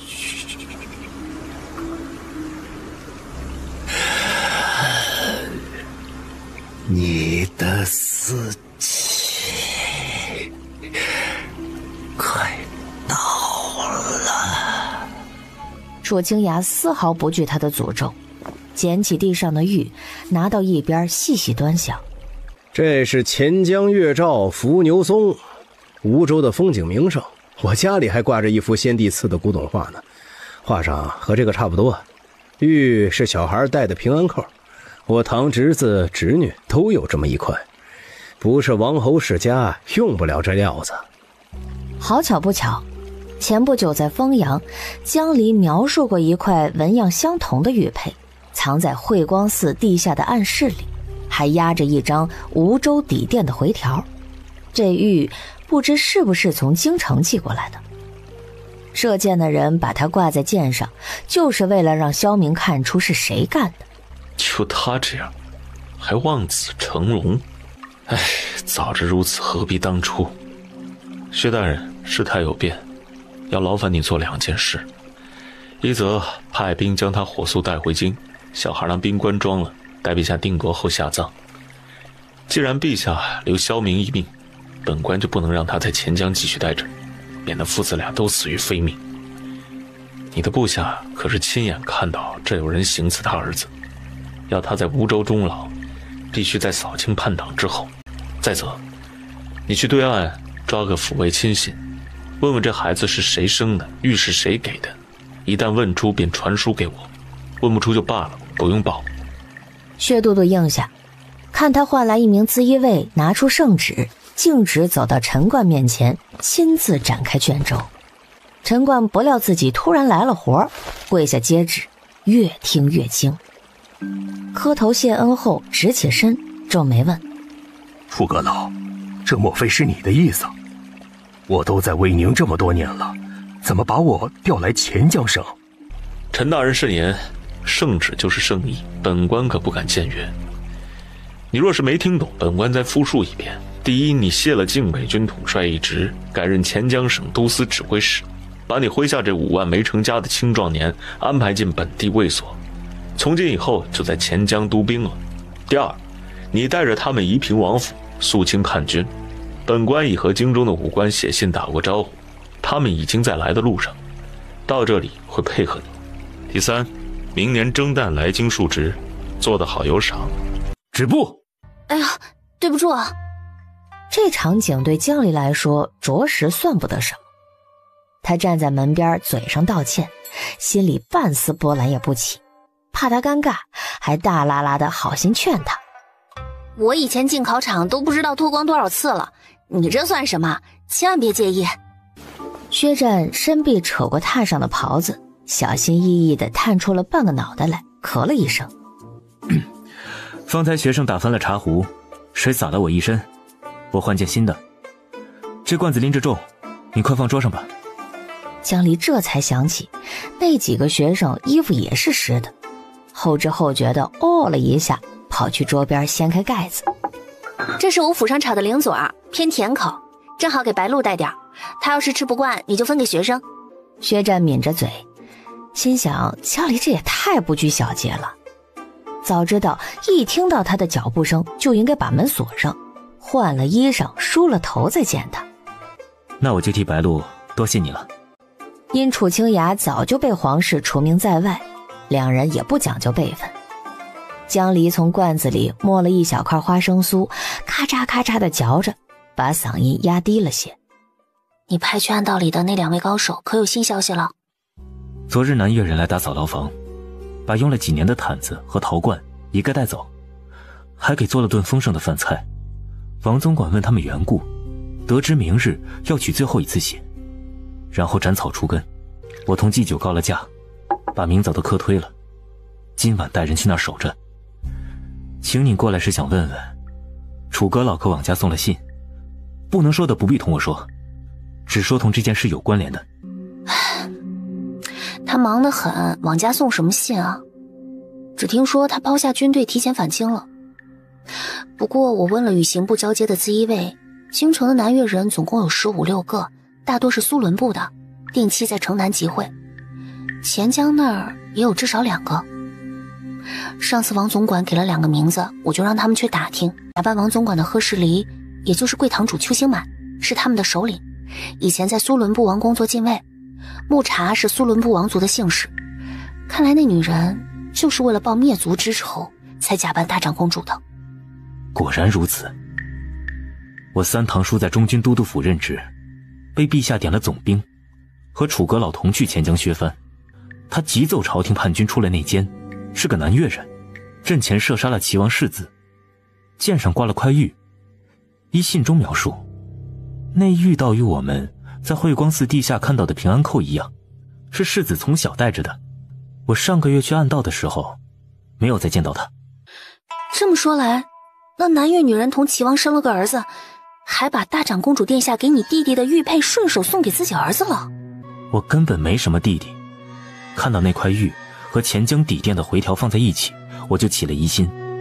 你离京时，我进祖坟掘墓看过，棺材里装的全是石头，也没有玉做陪葬。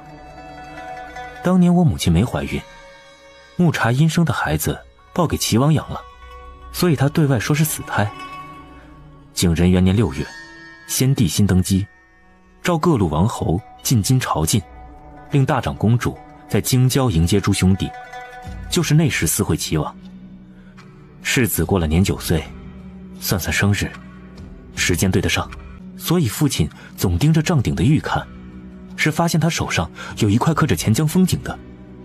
他知道这女人用我母亲的名义取了府里的玉料，雕了玉佩，后来又不见了。若是那南越女人叫手下杀了自己儿子，她为何要这样做？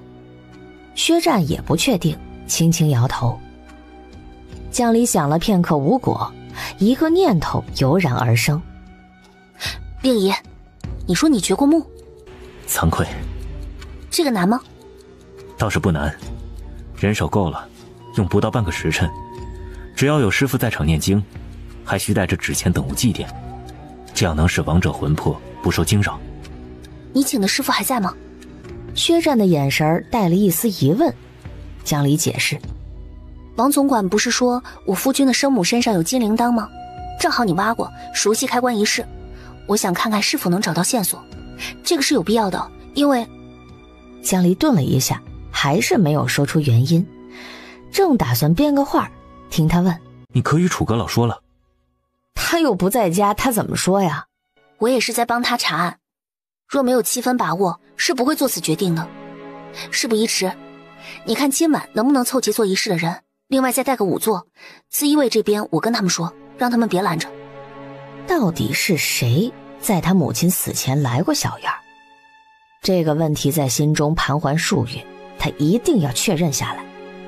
你明日要考试，今晚不宜太累。只要按时到考场就行，我都练了这么多年，还在乎多读一晚上书？好。薛战应下的事儿就能做到。江离在饭堂用过清粥小菜，等了半个时辰，马车就在国子监后门备好了。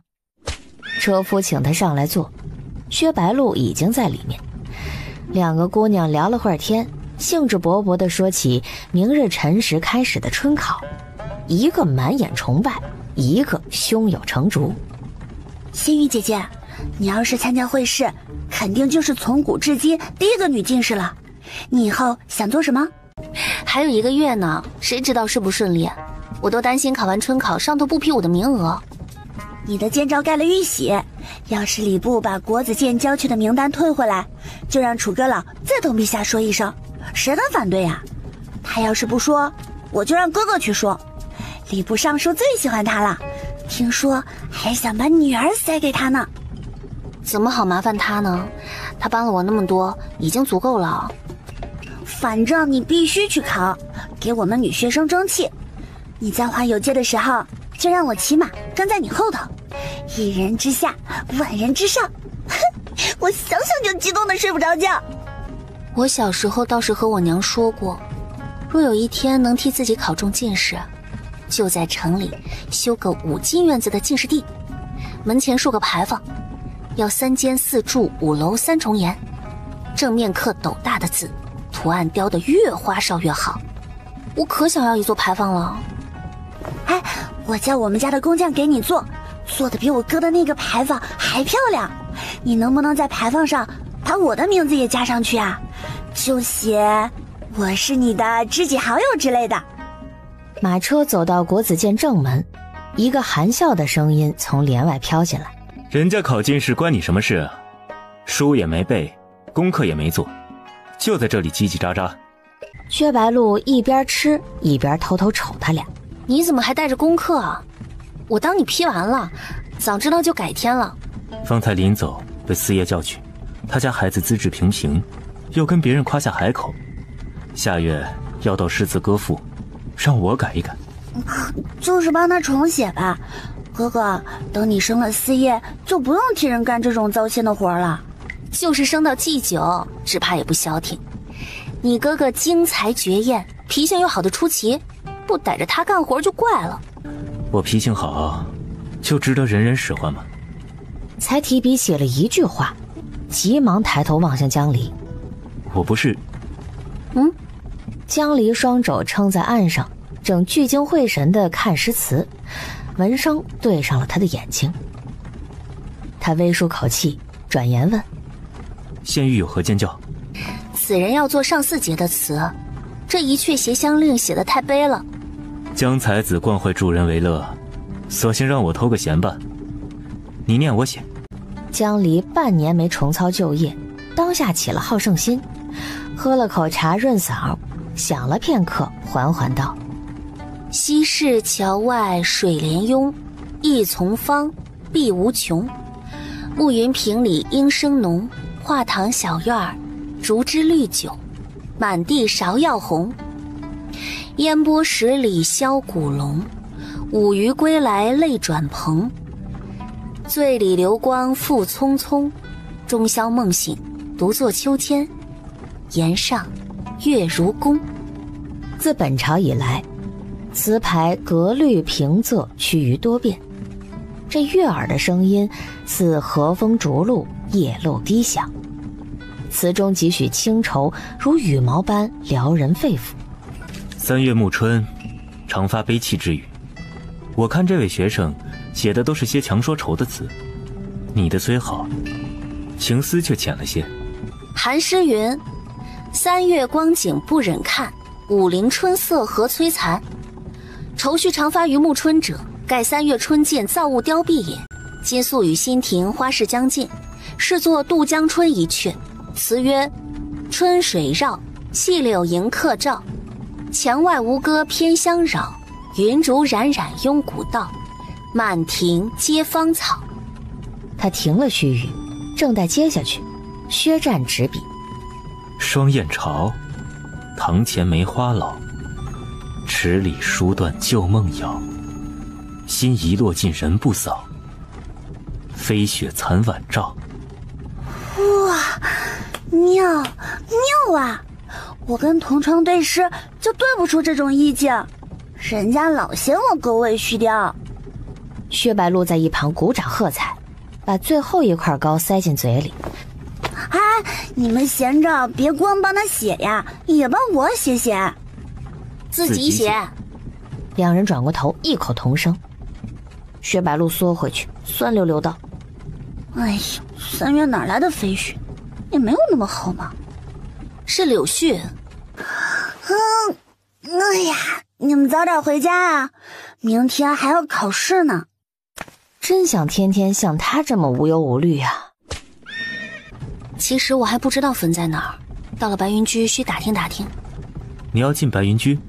自一位只有办差才能进花楼，他们跟着我不算办公差，我就不勉强他们了。如果你觉得勉强，可以在外头等，我很快的，而且以前也去过花楼，知道怎么跟那些姑娘搭话。薛战犹豫许久，实在难以接受去那种地方。我在外头等你。盛京入了夜，繁华比白昼更盛。开阳大街两侧热闹至极，多的是晚归家的百姓。江离脱了剑上的青衫，用素巾挽了个单髻，蒙了半张脸，在桥头跳下车。楼里的姑娘大半是善琴棋精书画的最沉家眷，个个如花似玉。他们侍奉的客人非富即贵，千金买笑在此处已算不上美谈了。正欲拉住个报声的小丫鬟询问，背后传来压低的声音：我还是同你一起吧。令爷，我觉得带你来这种地方有损阴德，不如你就在车上等着吧。他连换个外袍都不好意思，要是被花楼里的姑娘碰了一下，不会想不开吧？我正好带着些碎钱，想来你找人问话用得着。小妹，你有什么事？我们这儿不给女人进。妹妹通融则个，我想见花魁娘子身边的秋月姑姑，她见了我就知道。秋月姑姑，她早就到教习馆去了。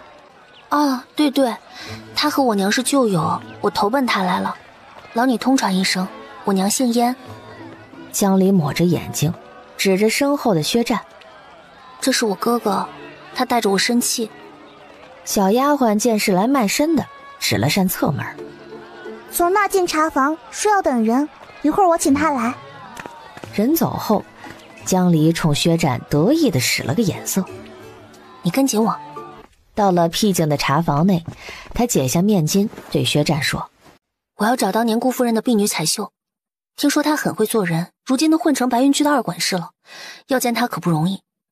这秋月姑姑是我娘以前的使唤丫头，我先找她，她要是不知道顾夫人葬在哪儿，就让她问彩绣，她资历老，能说上话。可见事事都是相通的。别人来国子监求祭酒办事，要先找个学生，让他来找我再去向祭酒禀报，这样一层层的往上。你年纪轻轻，却能随机应变，八面玲珑，实在难得。我哪是生来就会的，有个官场上的老油条教了我一手，我正好试试看。谁想像他一样当官啊？大冬天摸黑点卯上朝，冷死人了。楚阁老自是游刃有余。说完，只觉胸口酸涩的厉害，屏息凝望着他在灯下的脸，试图忘掉那些杂乱的妄念。江离笑起来是很好看的，薛战这样想着，似乎只看了他短短一刹，就有人推门进来。是这位姑娘要找我，你是燕？可算见到姑姑了。燕福宇是我娘，她离京后常念叨您呢。像，真是像啊！20多年前，燕姑娘被江少爷带走了，往后我也不知她过得如何。孩子，你爹娘都没了吗？怎么沦落到这个境地，竟要投奔我这等人？投奔？不是你叫人来找我，说要卖身？哎呀，哪有这回事啊！我爹娘3年前就去世了，这是我江家堂兄，正好来京城做生意，我便跟他来了。刚才他在门口收了张地契，定是我托的那小丫头不识字儿，一眼看到猜错了。您千万别骂他，他也是好心。叨扰了。说话间，江离已拉着秋月坐在凳上，声音低落下来。若非天大的事，我一个定了亲的女孩，断不会不顾名节到烟花巷来。我娘在时常说姑姑心善，我想着只有姑姑能帮我，便豁出去来找您了。你娘当年对我是极好的，不想她如此命薄。孩子，你到底有何事要我相助？江离编瞎话的功夫炉火纯青，望了眼薛战，神色尴尬。堂兄也知道，自我去年定亲后，江家就出了几件怪事，不是祭祖的鱼肉第2天变生了，就是晚上火盆祖灭，闹得人心惶惶。3个月前，有个女人接连几晚给我托梦，说她姓顾，听说爷爷替我定了门亲事，她在地下不安，因我娘已转世投胎去了，她无人可告，才找上江家。秋月一听姓顾，哎呀了一声。哎呀，我晓得了，你娘当年指腹为婚，指的就是顾娘子肚里的孩儿。这事儿你娘没跟家里说，定是顾娘子见江家不守承诺，才怨灵作祟。说过，我也知道，但我娘当年那一胎丢了，又听说顾姨走了，我的婚姻大事就由了江家做主。我这回到京城待嫁，也正是想顺便给顾姨做场法事，平息她的怨气。想问姑姑，她究竟葬在哪儿？我听说是在离白云居不远的一处宅子里。啊，我堂兄不是外人，嘴严，姑姑不必有顾虑。顾青商的坟，楚清崖是去过的。从永州回京后，他还抽空去做了冬至，告知生母自己娶了妻。江离原先也想去祭拜，但他说那地方阴气重，怕他身子受不住，就没让他跟着。我记得顾娘子享怀后，薛少爷就买了座宅子安置她，好吃好喝的伺候。那宅子就离这儿2条街。后来她难产没了，就葬在宅子里。我们去祭奠时，听说她的孩子被抱走给别家养了。我们猜那薛少爷就是靖武侯，不然怎么能送得出那样精巧的象牙球？他背着大长公主出来寻欢，不想让殿下发现，就把孩子丢了。那些富贵人家，这样的事背地里干的还少吗？薛战听到此处，眉头一皱。江离捏了把汗，亏他脾气好，换个人眼下就要掀桌子了。起先埋在宅子里，后来里头下人散了，薛家也不管了，宅子被拆，新建了药铺，棺材不知道搬哪儿去了。彩绣姑姑知道吗？难说。江离从薛战给的锦囊里抓了5枚金叶子，2枚递给他。此事对江家极重要，请姑姑保守秘密，剩下3枚是给彩绣姑姑的，我们就在这里等着，拜托了。我都收了你的玉镯子，再多拿就生疏了，这2枚你们收着，做生意也不容易。薛战看2人拉拉扯扯，一个使劲塞钱，一个摆手推拒，就跟打架似的，着实是滑稽。你一个好人家的姑娘，不要乱走，就在这里同你兄长待着，我马上就回来。带上门，江离舒了口气。说谎不难吧？佩服。其实还有一个法子，就是你把面具摘了，让那花魁看一眼，等你进了闺房，让他去找彩绣问，这样只用一盏茶，连钱都不用花。薛战望着他不语。江离明白说过头了，有些心虚。我开个玩笑而已。都是可怜人，怎么好不给钱啊？等秋月回来，你把我这钱袋给他吧。我看他性子宽和，穿戴也朴素，在这里大约过得不如意。性子太好，活在世上受人欺负，我娘就是这样。又补充，像你这样的另当别论啊，没人敢让你伤心，讨好你还来不及呢。薛战笑了笑，没说话。屋里静了一刻，过了半晌，终究还是抬眸直视他，低声道：有件事，之前你说想编书。话未说完，门就开了。一出去就碰上彩绣了，他说顾娘子葬在桑庐庵，地方还是他请风水先生看的，没想到他也不是那么势利。此时窗外咚地响起一声梆子，正是1更天。苍穹漆黑，地面灯火通明，车轮压过石板路，惊起几只归巢的夜鸟。桑庐庵在盛京城南，是全城40多处寺院庵堂里一座香火冷清的尼姑庵。坐车从白云居赶到这儿，需走3里地，过了南市东面的玉带桥就是。这是我一个学生的叔公，在江东盘龙观里修道，精于道法。此前我向他请教过暗道里的机关。当老师就是好啊，能认识这么多神仙。而后也对老道士恭恭敬敬的行礼。道士看他一眼，哈哈，给这位夫人道喜了。什么喜啊？他大惊失色，下意识摸上自己的肚子。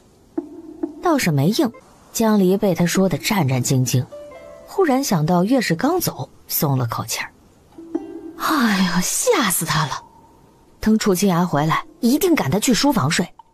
小侯爷，这钉子以前被撬过。薛战上前，蹲下身，借光细看。铁钉生了锈，木头上打的孔洞比钉身大1圈，有磨损的痕迹。不知为何，棺材右侧裂了一条缝。他戴上手套摸了摸，木质轻软，不是常用作棺材的木料，磕磕碰碰很容易坏。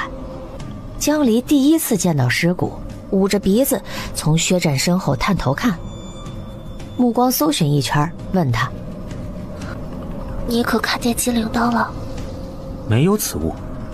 我们走时，秋月姑姑说那铃铛是她的爱物，有放进去陪葬的呀。小侯爷，可否把骨头捡出来验？夜上2更，风止人静，掘墓的一干人打道回府。令爷，真是多谢你了，你还要去暗道里守着，赶紧歇一歇吧。怕是想睡也睡不着，你上车，我叫他们送你回府。我想回国子监。他话音一停，只听远处马蹄声如雷动，在无边夜色里滚滚而来。几人朝开阳大街翘首望去，皆心生讶异。什么人敢深夜在京城纵马？楚阁老返京，尔等闲人不要看热闹。他不喊倒好，这一喊，街道两侧的民户纷纷推窗，都要来瞧个新鲜，对街上指指点点。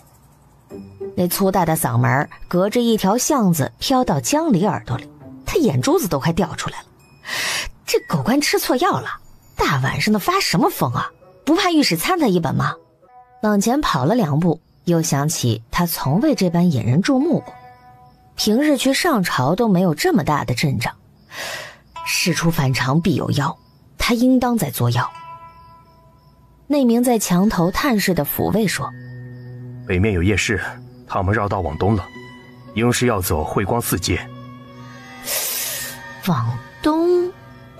江离登上马车，有劳小哥沿这条路往北走，抄近道走到那些人前头。又回头，令姨，你这边如需我帮忙，就差人说一声。呵呵，小侯爷福运已是人间至圣，再多一分，恐夺了子孙的运。贫道在何灵义曾与这位夫人有一面之缘，当日他同夫君出行，就跟在我们的车子后面，场面很是喜庆啊。薛战想问他，话到嘴边又觉得可笑，便作罢了，放这老道士回他的洞府修炼成精去。那厢江离的马车风驰电掣，绕过夜市，跑到了南城通往北城必经的岔路口。虽是亥时，街边生意仍然红火，妓院的嬉闹声从花窗洞里露出，伴随着犬吠猫叫。江离向侧后方看，一群黑压压的官兵果然从东边来了，马蹄声越来越近。这光景他也不能大喊一声狗官哪里走，他环顾四周，情急之下突声一计：大爷进来玩啊！大爷3两包夜，妙不可言。哼，狗耳朵果然没让他失望啊！几丈外的马车唰地掀起帘子，探出个头来，戴着乌纱帽，那脸都黑成了锅底。沈英，把那脑袋被驴踢了、死皮赖脸、寡廉鲜耻、污言秽语的民妇给本官押上来，本官治不死他。对面驾车的车夫配着七星刀，不是薛家的府尉又是何人？黑衣侍卫唱了个诺，上前抓人，装作素不相识，压着跳下车的江离走来，还贴心的用手绢给他蒙着脸。南城兵马司指挥使拱手告罪：某等知诚无方，民妇无知惊扰阁老，该死该死。玄英看这老兄一路上吆喝的尽心尽力，替他解围。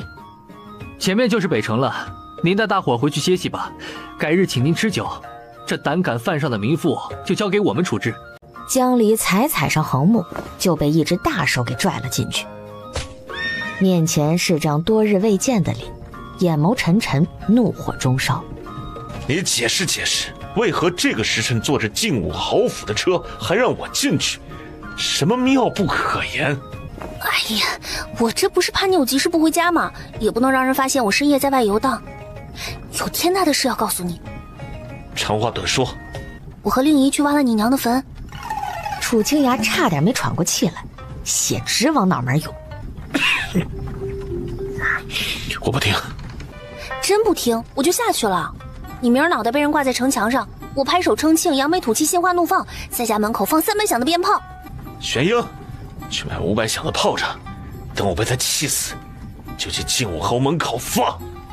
两位祖宗，这是在外头，回了府你们随意。小的才把那指挥使送走，咱们进宫要紧呢。听到没有？跟你说正事，就知道发火。等你死了，不要来找我。楚清雅深呼吸几下，头痛欲裂，拿起水囊灌了几口，瞅着楚清雅怒意未消，忽然凑过去，在他脸上吧唧亲了一下。刹那之间，气焰全被这甘霖般的一吻给浇灭了。有没有想我？我都30天没见你了，就是死在外面，魂也要飘回来，看你有没有改嫁。人家跟你说正经的，你回来的真是巧，今晚南越人就要把地牢里3个正主灭口了，或许明日就要放手一搏。我刚才正要坐侯府的马车回国子监，就撞上你大摇大摆的进城。你猜我们家香炉庵挖到什么了？江离将发现原原本本地叙述了一遍，还有慧光寺地道里不见踪影的玉佩，关在地牢里的3人，假扮王总管和安阳大长公主的南越移民，以及薛战的计划。起初神情凝重，继而脸色渐渐转为苍白，到后来目光飘忽。江离的声音听在耳中，犹如隔着一层雾，忽远忽近。有人想要我死？很多人都这么想，你不要老是想那1个2个。我倒要看看是谁不得好死。我说你有性命之忧，是觉得齐王和世子一旦死了，下一个就轮到你，你可是陛下的亲，所以才急急慌慌来你的仪仗。你这么早就回朝，还故意挑这时辰从慧光寺外经过，就是要引蛇出洞，逼他们早动手。但你的消息不如我多，如果假的大长公主明天出现在宫里，祭出杀手锏，你怎么办？自从萧宝玉被南越奸细杀了，我就怕夜长梦多，所以抛下那几万人，火急火燎地赶回来。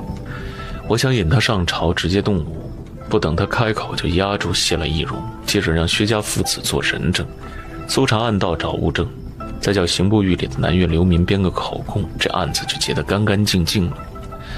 他明日不动手，后头一定会发难，我需要早做打算。你的手段也太硬了，在永州也是，能私下解决的事你非要动刑，弄得自己声名狼藉。你如今知道他是谁，还敢在文武百官面前泄他的易容？要是这么干，第一个遭殃的就是你。你也只是推测，泄完才知道是谁。好，我不逼你。你进宫可拿了和服？有，先帝赐我3枚牌子，我一进宫就把薛阁老从床上拉起来商量。薛战同他说了大长公主是假的，我这边有个帮手，朝堂上方便行事。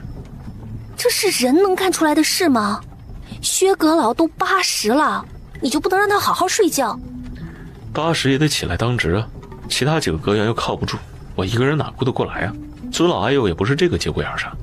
那你进宫，我回国子监，明早还要考试。不想和你分开，你不是要去找薛战才这么说的吧？哎，投桃报李，他要是找我帮忙，我没理由拒绝。哎呀，你别哼哼了行不？叫人听见笑话。他们早就笑话了。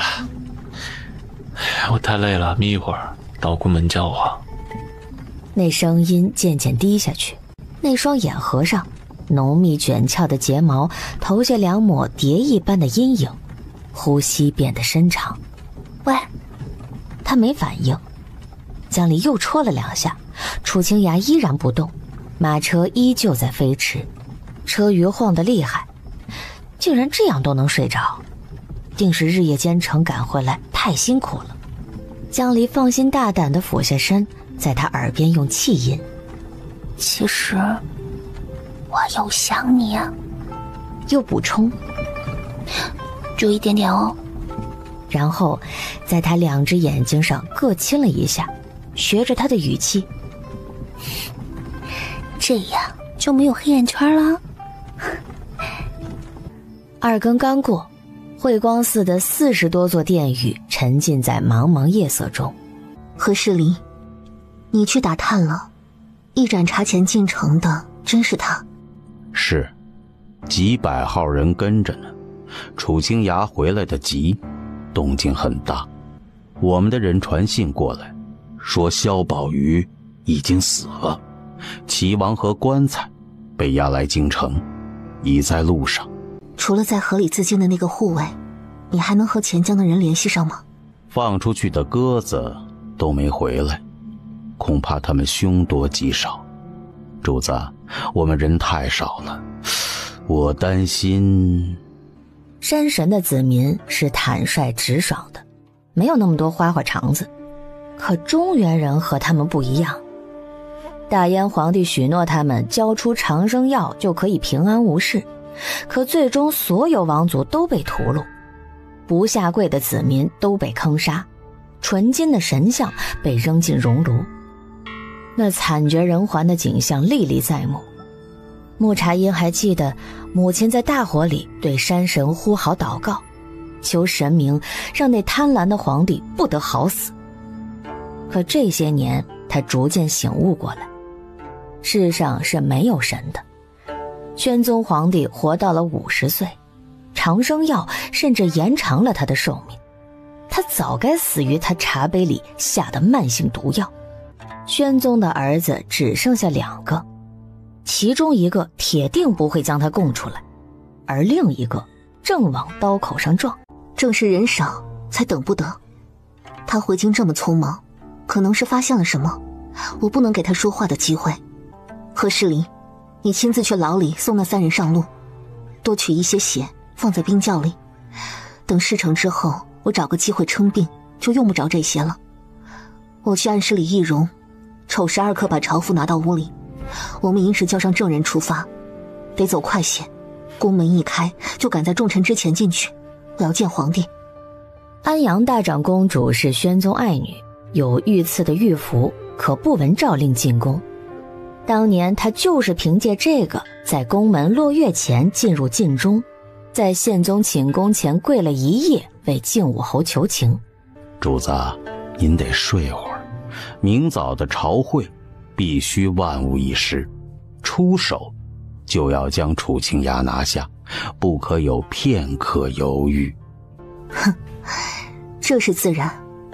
中原人有一句话说得对，非我族类，其心必异。也有一个词造的不对，就是妇人之仁。母亲当年为了继位，杀了他的异母兄弟，把他们的心脏挖出来献祭给山神，族人都服他。要是我坐上燕国的皇位，只会比他更狠。有劳公公深夜出行，我夫君2日没睡，方才在车上眯了1小会儿，正梳发呢。您几位叫他看着点路，别一脚踩空栽到御沟里去了。辛苦大人从班房里赶来开门，等您下职了，我府上人请您吃杯酒。玄英，你记着了。哎，夫人就算不吩咐，小的也该做。江离一番施展完，听到身后车里稀稀疏疏，就是没下来人，忍不住走回去，一脚蹬在原木上。还磨蹭什么？夫人帮我理。车帘垂下，只听里头传来啪的清脆一响。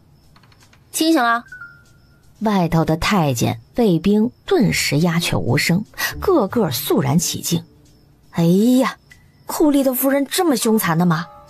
见过悍的，没见过这么悍的，果然是天造地设的一对夫妻呀。从宫墙角下去国子监需1炷香，大晚上街道无人，马跑得顺畅无阻。江离只闭目养神了一会儿，就到了国子监巷。他揉揉眼，挎着搭脸下车。驾车的资业卫看他脸上显出了疲惫之色，劝他：夫人可得保重身子，有统领在大人身边，他定然无事。谁担心他啊？我自己考试还忙不过来呢。小哥儿，你今晚回府轮值？正是。劳烦你同厨房说声，上次家里做了半条刀鱼的脆炸酥，拿一点出来放书房，配着加蜂蜜的玫瑰茯苓糕。大人明日吃了说好，以后就再炸几罐子。还有，家里猪羊都吃尽了，让管事找个利索的小厮，把鸭鹅拿到集市上发卖了，换些时令鲜货。别整什么腊肉春笋的，你家大人挑嘴，碰都不碰。若有泥鳅鳝鱼，买些来养在缸里，等土净了泥沙再。那资业卫一一记在心里，装作严肃的点点头。江离说着说着，忽然发现骑马的几个人都憋着笑看自己，立时把脸一板，咳了声：没事了，你们都回去吧。鳝鱼是给我吃的，不是给他吃的，他再补都能帮女娲补天了。这队人一走，他跺了2脚，觉得太丢脸了，撅着嘴绕到侧门处，后知后觉地想起铁门锁着，这下只得叫暗卫使轻功带他翻过院墙了，避开守门的穷学生。江离循着远处的灯火往西面走，幸亏那些悬梁刺股的学生还在夜读，不然他可没法凭借着微弱的星光摸到号舍呀。江离打着哈欠踏进院子，抽出钥匙开门，转了2下，手腕一僵，斜目瞟去，右边檐下豁然多出个幽灵般的人影，差点把他吓得跳起来。夫人别怕。暗卫现身的同时，那书童模样的人也开了口，肩上停着一只鸽子。小的是世子在国子监的禁卫，他有急事需夫人帮忙。和薛战分开只过了1个时辰不到，江离还真没想到他这么快就有活扔给他干。以他的性子，知道他明天考试，若不是极重要的事儿，绝不会把他叫回来。江离挥手让暗卫退下，上前捉了那鸽子，对着灯笼一看，银角环。书童展开字条，上面短短的字迹非常潦草，用指头一抹，带下点墨色。江夫人银钱龟，半凤驾，战顿首。江离一看凤驾2字，惊问道：小侯爷这么神速，已将人救出来了？小的只负责传信，别的不知。江离深吸一口气，他都顿首了，看来今晚是别想睡了。咱们走，你主子怕是分身乏术了。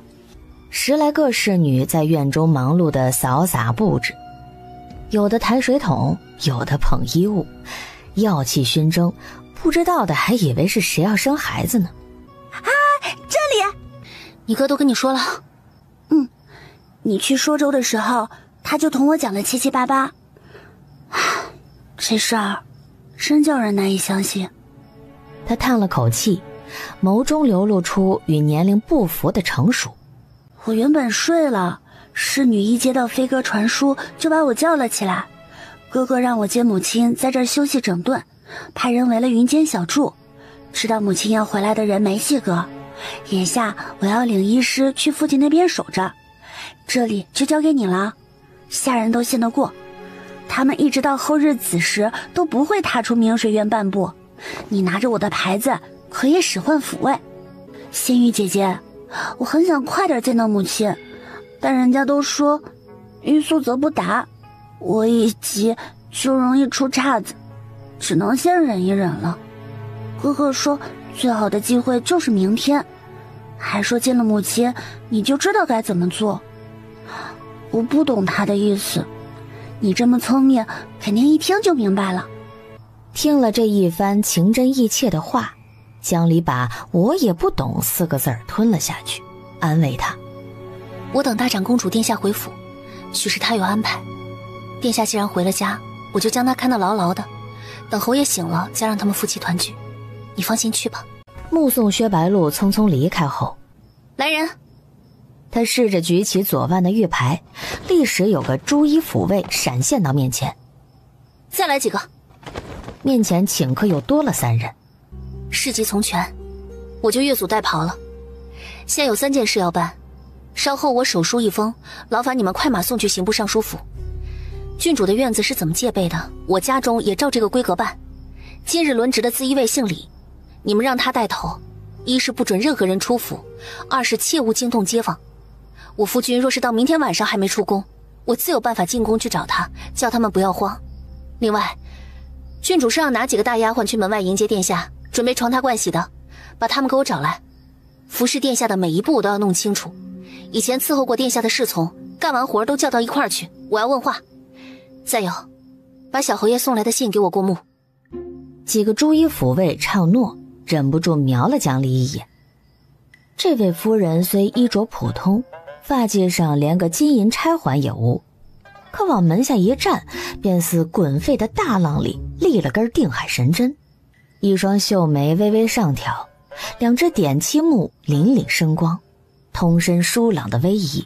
而且这指派人的模样和那个腰斩30人的酷吏怪有夫妻相的。夜，皇宫大内，薛阁老，您今儿是要上朝啊？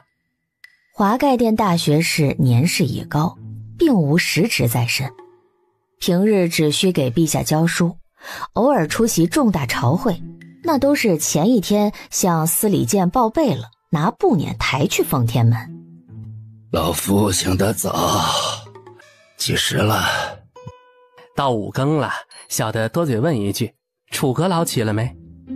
直所内只有一张床一张榻，自他3更进宫，算算只在榻上歇了1个时辰不到。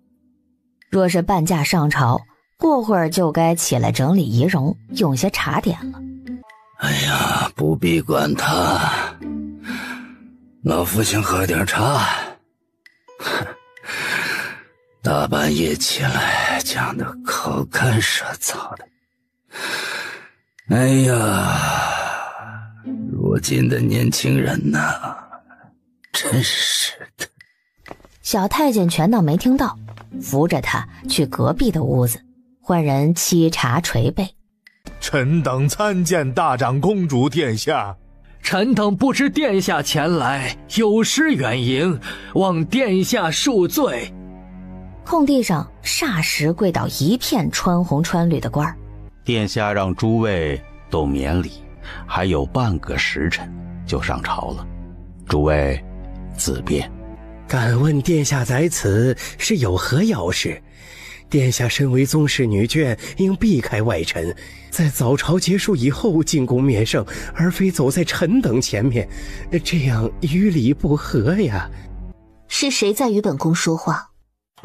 大长公主缓缓转过身，双手合于袖中，一身朱红的朝袍绣着金龙穿云，厚重的石青织金缎裙也缀着数条离龙，宽而长的云锦披领将她纤细的身姿衬得甚是威严。是微臣妄言。裴阁老果然谙熟礼法。当年父皇赐了本宫一枚玉符，可在宫门开启后不奉诏入禁中。9年前本宫曾凭他面见皇兄，今日也有不得不进宫的理由。等本宫见了陛下，向他说了缘由，在于朝堂之上一一道来，诸位应当就能体谅本宫行事了。上朝？官员们面面相觑。大燕立国200多年，鲜少有太后公主登上朝堂垂帘听政的时候。这位殿下不是一直病着吗？怎么突然要上朝了呢？大长公主从袖中掏出个2寸见方的匣子，当着他们的面打开。殿下，这宝贝是宣宗赐的，您也用过一次，咱家断不会阻拦您入宫。可这玉符按规矩得留在午门外，由羽林卫看守着，等您出来时再还给您。这些侍卫和车马也不能带进宫啊，只可有1人随侍。这是自然。殿下，请稍后片刻，咱家命人去抬辇。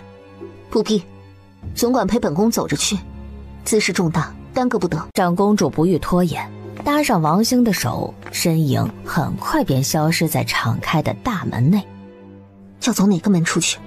等到听不到外人的声音了，乔装成安阳大长公主的木茶音压低嗓音问，搀着她的喝士离朝右边抬了抬下巴，极小声道：靖武侯是武将，家眷要走右掖门。2人穿过城墙，眼前又是一条宽阔平直的御道，连接着2座玉带桥。殿下，您只管跟着我。这时辰，陛下已经从长清宫更衣出来了。他到奉天门上朝，出了乾元门，要走东边那条御道，经过3大殿。咱们这会儿赶过去，应能在乾元门外遇上他。木茶音很信任自己这个谋士，与他并肩而行。此时天将放明，视线内的景物逐渐明晰。贺世离边走边摸鬓角，模样有些不自然。你别弄他了，怎么回事？马跑得太快，泥膏有些糊了。您看我这样可行吗？总叫你薄薄的抹一层，有个7分像就足够了。时过境迁，胖瘦几分外人找不了茬，言行最要紧。贺世离放下手，他的心瞬间又提起来，蹙紧远山眉。痣露出来了。他低低啊了声，佯作拍挥俯身。这一弯腰一抬头的功夫，左鬓脚下的一绒泥膏已然抹匀，遮住了显眼的小痣。动作得清些。到了奉天门，守侧门的卫兵看到人来，要去通报。和氏礼往阶前扑通一跪，行了个大礼。卫兵一回头，就见一对宫女儿太监手持仪仗，簇拥着一个小小的影子从道上缓步走来，正是小皇帝萧泽。见过姑母，姑母怎么不顾身子，一大早就进宫呀？是来找朕的吗？薛延芳清了清嗓子。殿下从惠光寺抱病赶来，是有什么急事要同陛下商议呀？眼下快上朝了，不如先去长清宫等候，让御膳房备些药膳。穆茶英和这老头接触不多，却很忌惮他，没有搭他的话。若非大事，姑母就不这么早来了。事关陛下安危，我必定得在朝堂上说个明白。奉天门有重兵把守，光天化日之下，贼人不敢行不义之事。请陛下赐我一把座椅，让我陪着陛下到早朝结束。朕好好的呀，姑母说的可是齐王谋反之事，他已被楚阁老抓住押往京城了。去年冬月里也处置了一批奸党，朝堂上怎会有人敢谋害朕？一股悠悠的花香钻入七窍，令人心神松弛。谋反的不止这一个呢。阿泽，你爹爹去得早，让我来照顾你。只要有人想抢你的皇位，姑母就会帮你除掉他。萧泽愣愣地望着他，良久憋出一句：楚先生会护着我的。穆茶英站起来，携起他的小手，唇角带着温柔的笑。陛下就这么信任楚阁老？听闻他昨夜回了京，陛下可召见过他了？还没呢，一会儿他来上朝。一大一小谈着话向前走去，噼啪三下鞭响，鼓乐齐奏。百官下拜的同时，屋门打开，两双眼睛在刹那之间隔空相对。冥冥之中一阵风起，腰间悬挂的象牙小球咔嗒旋转起来，像幽微难测的命数。周爱卿平身。他脆生生地喊了一句，黑溜溜的大眼睛盯着右前方的楚清雅，努力装出一副高深莫测的模样。回殿下，微臣在钱江遭遇意外，担忧朝中发生变故，所以才星夜赶回盛京。我军与叛党对峙时，齐王府的护卫指挥使将顾世子萧宝瑜用一条小船送到江上，在水下布置了埋伏，意图挟持微臣。微臣识破计谋，把萧宝瑜夺了过来，但伏兵中有个南越人趁我方不备，将他灭了口。只可惜是多此一举。微臣已得知这个南越死士为何混在齐王府卫里，又是何人指使他这样做的。此人在阵前杀害萧宝瑜，是得了幕后主使命令。微臣斗胆猜测，若阵前宣读的圣旨没要萧宝瑜的命，他便充当刽子手了结这孩子，斩草除根。再则萧宝瑜一死，他父亲爱子心切，必然痛不欲生，万念俱灰，活着也和死了没两样。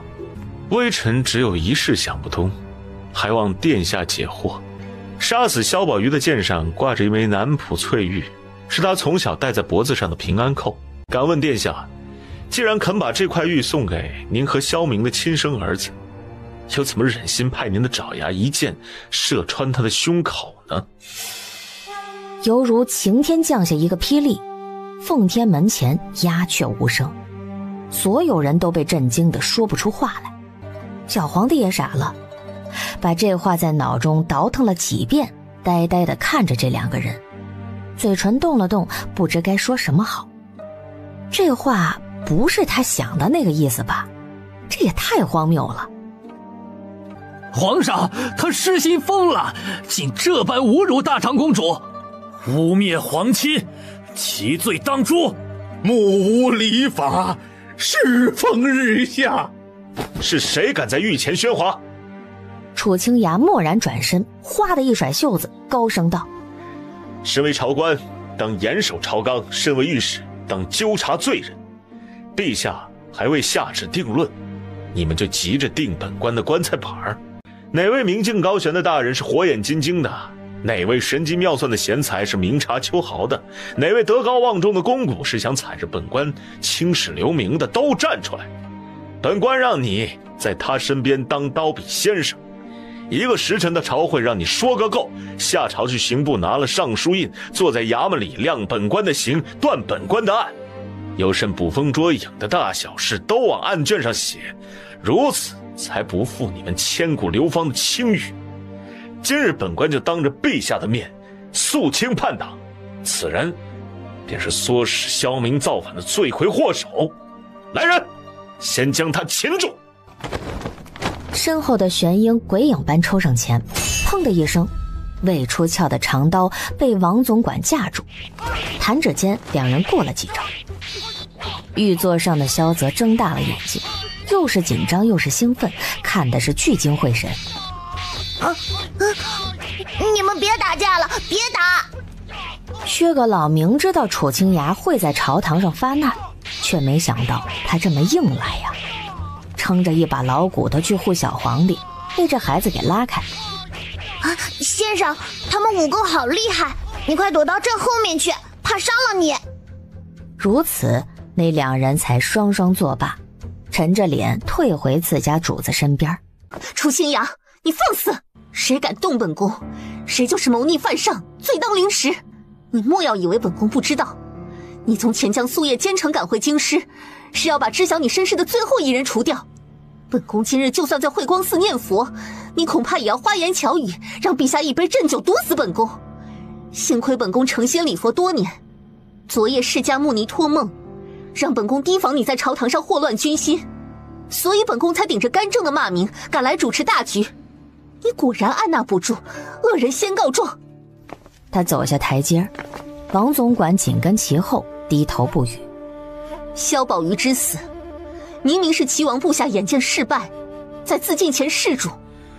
你说本宫和萧明行乱伦之事，说本宫杀了自己的亲生儿子，说本宫一介妇人乃叛党之首，何其荒唐，何其毒辣！分明是你意图造反，怕本宫在陛下面前说出真相，反咬一口。什么南浦翠玉，本宫一无所知。萧明贵为亲王，难道没有这样的玉要从本宫这里拿？大长公主巡视一周，见臣子们被楚清崖骂得个个心虚，暗自咬牙，面朝小皇帝一字一句道：陛下，你父皇知道，齐王知道，本宫也知道，还有驾崩的轰了的那几位都知道。楚清崖是楚家捡来的养子，是你祖父宣宗最小的儿子，因八字克亲，只能养在宫外。若说刚才楚清崖的指认是晴天霹雳，他这番话就是一串炮仗，将冷静下来的百官炸得天灵盖都飞了，在场之人无不瞠目结舌。薛阁老惊愕地张大了嘴，小皇帝啊地叫了一声。本宫和几位兄弟向父皇发过誓，绝不会将此事说出去，就当他是个外姓人。可此人狼子野心，从先帝那里得知自己的身世后，竟利用他的信任，勾引先皇后，毒杀先帝，将国中有兵权的亲王郡王一一除去，好帮他自己篡位。若不说出来，天下人还以为他是个为朝廷肝脑涂地的忠臣，百年难出的将相之才，古有帝王让位于权相，今有你楚清崖辅政暗藏祸心，本宫就替先帝讨个公道，在奉天门前说个明明白白，让百官看清你的真面目。大长公主激烈地喘了几口气，对小皇帝说：陛下，此人犯过的滔天罪行不可一一道来，本宫只捡最要紧的说，也是近日才查证完的。自从先帝走后，本宫越想越心惊，楚清崖将他的死因推到别人身上。前年腊月，他从江东平叛回来，只因冒大部委验尸，实则毁灭政权。本宫带了3名证人，就等在宫门外，请陛下先押住楚清崖，当庭召见他们。萧泽下意识看向垂袖而立的楚清崖，他脸上仍是没有一丝愤怒，始终是冷若冰霜，仿佛啥也没听见。楚先生，等朕见完他们，便可还你清白。赐阁老坐。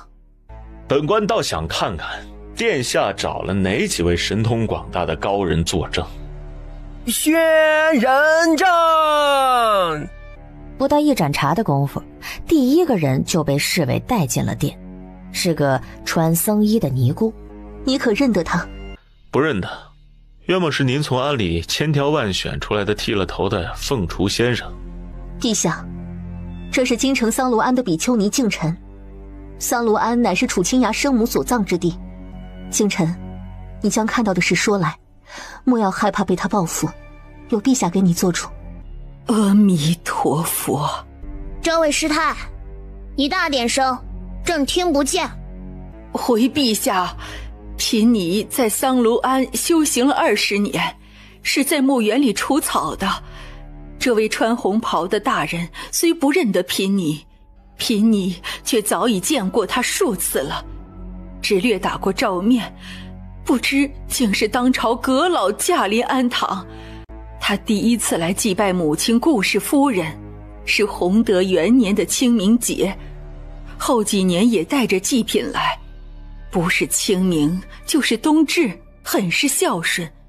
因他穿着寻常人的衣裳，起初贫尼只当他是城里的富户公子，可后来听到他对着墓碑念叨，说什么知道了生父，皇帝薄待他，当侍郎不公平。他还说若有机会去金銮殿上夺了位，这才不负天家血脉。净尘师太，莫不是本官每年上坟给庵里的香火钱没发到你手里？还有什么怨言一并都说了吧，只要犯了欺君之罪，说一句和说2句没区别。难道你还有2个脑袋可掉吗？净尘打了个哆嗦，却俯下身再拜。楚家人不打诳语，凭你说的都是真的。当时听了只是吓得念佛，若非上个月殿下派人来查问，这事凭你绝不肯说出去。要是叫阁老知晓，凭你性命不保。好一个修了20年佛，把性命挂在嘴边的师太。楚清雅拍了拍手，心思电转，已经想了180种法子炸他的话，但又好奇那女人另外的牌，便忍住了。师太，你看到的人却是楚阁老？善哉，阁老形貌出众，一般人只要见过都能记得住。他每次来祭拜都只带2个随从，其中一个就是旁边这位黑衣的大人。陛下可还有话问他？朕想不出来了。众臣若有所思。大长公主让尼姑退至一旁，宣了第2名证人。当那名穿着黄里补子官服的男人走近，楚清雅把手收回袖中，嘴角的冷笑不知不觉消失了。微臣张环，是钦天监负责占定天象吉凶的武官保张正，叩见陛下。大长公主从怀中掏出了一副5彩提花锦缎，呈给小皇帝。这就是当年陛下祖父亲笔所书的旨意，令钦天监正批婴儿8字。确实是宗室留下的墨宝。朝中不止他一名4朝老臣，若是回忆起当年宣宗的样貌，就会发现楚清雅的眉眼和他生得很像，但2人气质迥异。而且楚清雅15岁进京时，宣宗已经驾崩了，因此多年来压根就没人想过这回事儿。元凤年间的钦天监正是微臣的伯父，他老人家已经登仙数年了，因他无子，便将微臣养在膝下。去年秋天，殿下召见微臣，问起一桩20多年前的旧事，微臣不敢隐瞒，将家中库房里用金丝楠木匣子收藏的圣旨拿出，交与殿下。圣旨写的是宣宗命伯父为一名新生的皇子推演命盘，但究竟是哪位皇子，微臣就不得而知了。楚清雅想到自己从齐王手中骗来的锦囊也装着八字，锦缎是从圣旨上裁下来的一部分，而大长公主眼下拿出的这幅是完整的，于是问：张大人，你伯父关于此事接的圣旨共有几道？一共2道，这是头一道，另一道是令他在适龄官员之中找个与婴孩八字相合的，都给了殿下。找到谁了？微臣不知，只听伯父提过，因那孩子八字克父母，不宜养在宫中，就在大燕东南方寻了个背山靠水的地方，陛下可命人查阅宫中卷宗，但此事甚密，可能并未记录在案。陛下，自元凤年间起，所有参加殿试的贡士都向礼部交了生辰八字，3品以上的官员婚娶时也需交。只要查查楚家在去年9月呈给礼部的婚书便知，这圣旨上写的庚午己卯丁丑甲辰是否和楚清崖的一模一样。那朕就令礼部去查查看。不必查了，这的确是本官的生辰八字。养父母在普济寺前捡到本官时，襁褓中就有这么一张字条，但世间千万人口，不是没有同一时辰出生的婴孩，怎能只凭相同的八字断定？大长公主胸有成竹地笑了声：哼，你腰上配的这象牙球，正是出自本宫身边的王兴之手。宫里的老人都知道，20年前，天底下做玩器手艺最好的就是他。你生母是白云居里的舞姬顾清商，元凤15年，她怀有身孕，父皇赠了她一对鸾凤小球，可她命薄，死于难产，没福气入宫。逝者已逝，这段往事本宫多年不愿提起，奈何你图谋不轨，恩将仇报，本宫不把这些都说出来，在场诸位是不会相信的。此时群臣的眼神已从震惊变成了警惕。这么说来，楚阁老竟真是宣宗遗落在外的血脉呀！宪宗皇帝气量狭隘，便刁难这个同父异母的弟弟，把他硬排在进士最后一名，又将他调去苦寒之地当县令。先帝带兵北上攻打赤狄，在边疆与他一拍即合，所以才赐了他西级天马。后来又把他从7品县令升到了1品阁臣，连保护宗亲的资议尉都分给了他。如果真像大长公主所说，他靠先帝的信任密谋篡位，以此人的酷吏和精明能干，解决齐王后，再解决掉知晓秘密的大长公主，把小皇帝当成傀儡。过了几年，或自揭身世，或以权臣之身逼皇帝退位，那是很可能实现的。陛下，请宣第3人进殿。不多时，侍卫领着一名50多岁、挎着药箱的太医走到丹池下。林太医，朕记得你从前常给母后看病。回陛下，正月里大长公主给了微臣一丸丹药，是治咳疾的。又问此药若是与银甘糖蜜同时服下，会有何效果？微臣不敢妄言，找了个给太医院试药的死囚来试，其人申时服药，酉时2刻口吐黑血而亡，死前肢体僵硬，面如金纸。这银甘糖蜜产量稀少，味甘，性微毒，能治梦魇惊悸，可用于药膳中。但若人体有旧疮，万不可煎汤服用。先皇后曾派人去御药房索药过，然而治咳疾的药丸里有一味牛髓草，二者药性相冲，同服能使人肺经尽毁，2个时辰之内就会咳血暴毙。父亲那时就吐了好多黑血。陛下可知那治咳疾的药丸是从哪儿来的？那是楚清崖在江东做巡抚时送回宫中的贡品，先帝每日晚饭前都会服用。那天千秋宴上没再咳嗽了，还赏了本宫1盒。据本宫所知，银甘糖蜜这味药整个大燕只有永安省出产，以璧山、金德县一带最佳。楚清雅的堂叔就是贩药材的，铺子里正有货售卖。他知道这2味药同服会致死，因此告诉了先皇后，以备不时之需。他停了几息，似是难以启齿，蹙眉道：先帝与本宫一母同胞，自小情谊深厚，而本宫总病着，不能常露面见人，所以千秋节那日，他拉着本宫聊了好一会儿家常。若不是他说，本宫还不知道，先皇后寝宫内竟藏着楚清雅赠她的木雕挂饰，是她亲手雕的。前一天夜里，先帝将下人都赶出去，召皇后质问，在宫里大发雷霆，将那木雕砸碎烧了。后一天，皇后的亲信宫女就在莲子汤中下了毒，将先帝。先皇后做下此等大逆不道之事，被羽林卫发现，便心虚服毒自尽了。先帝一死，本宫一个妇道人家没了依靠，就是知道真相又能如何？只有为他诵经超度。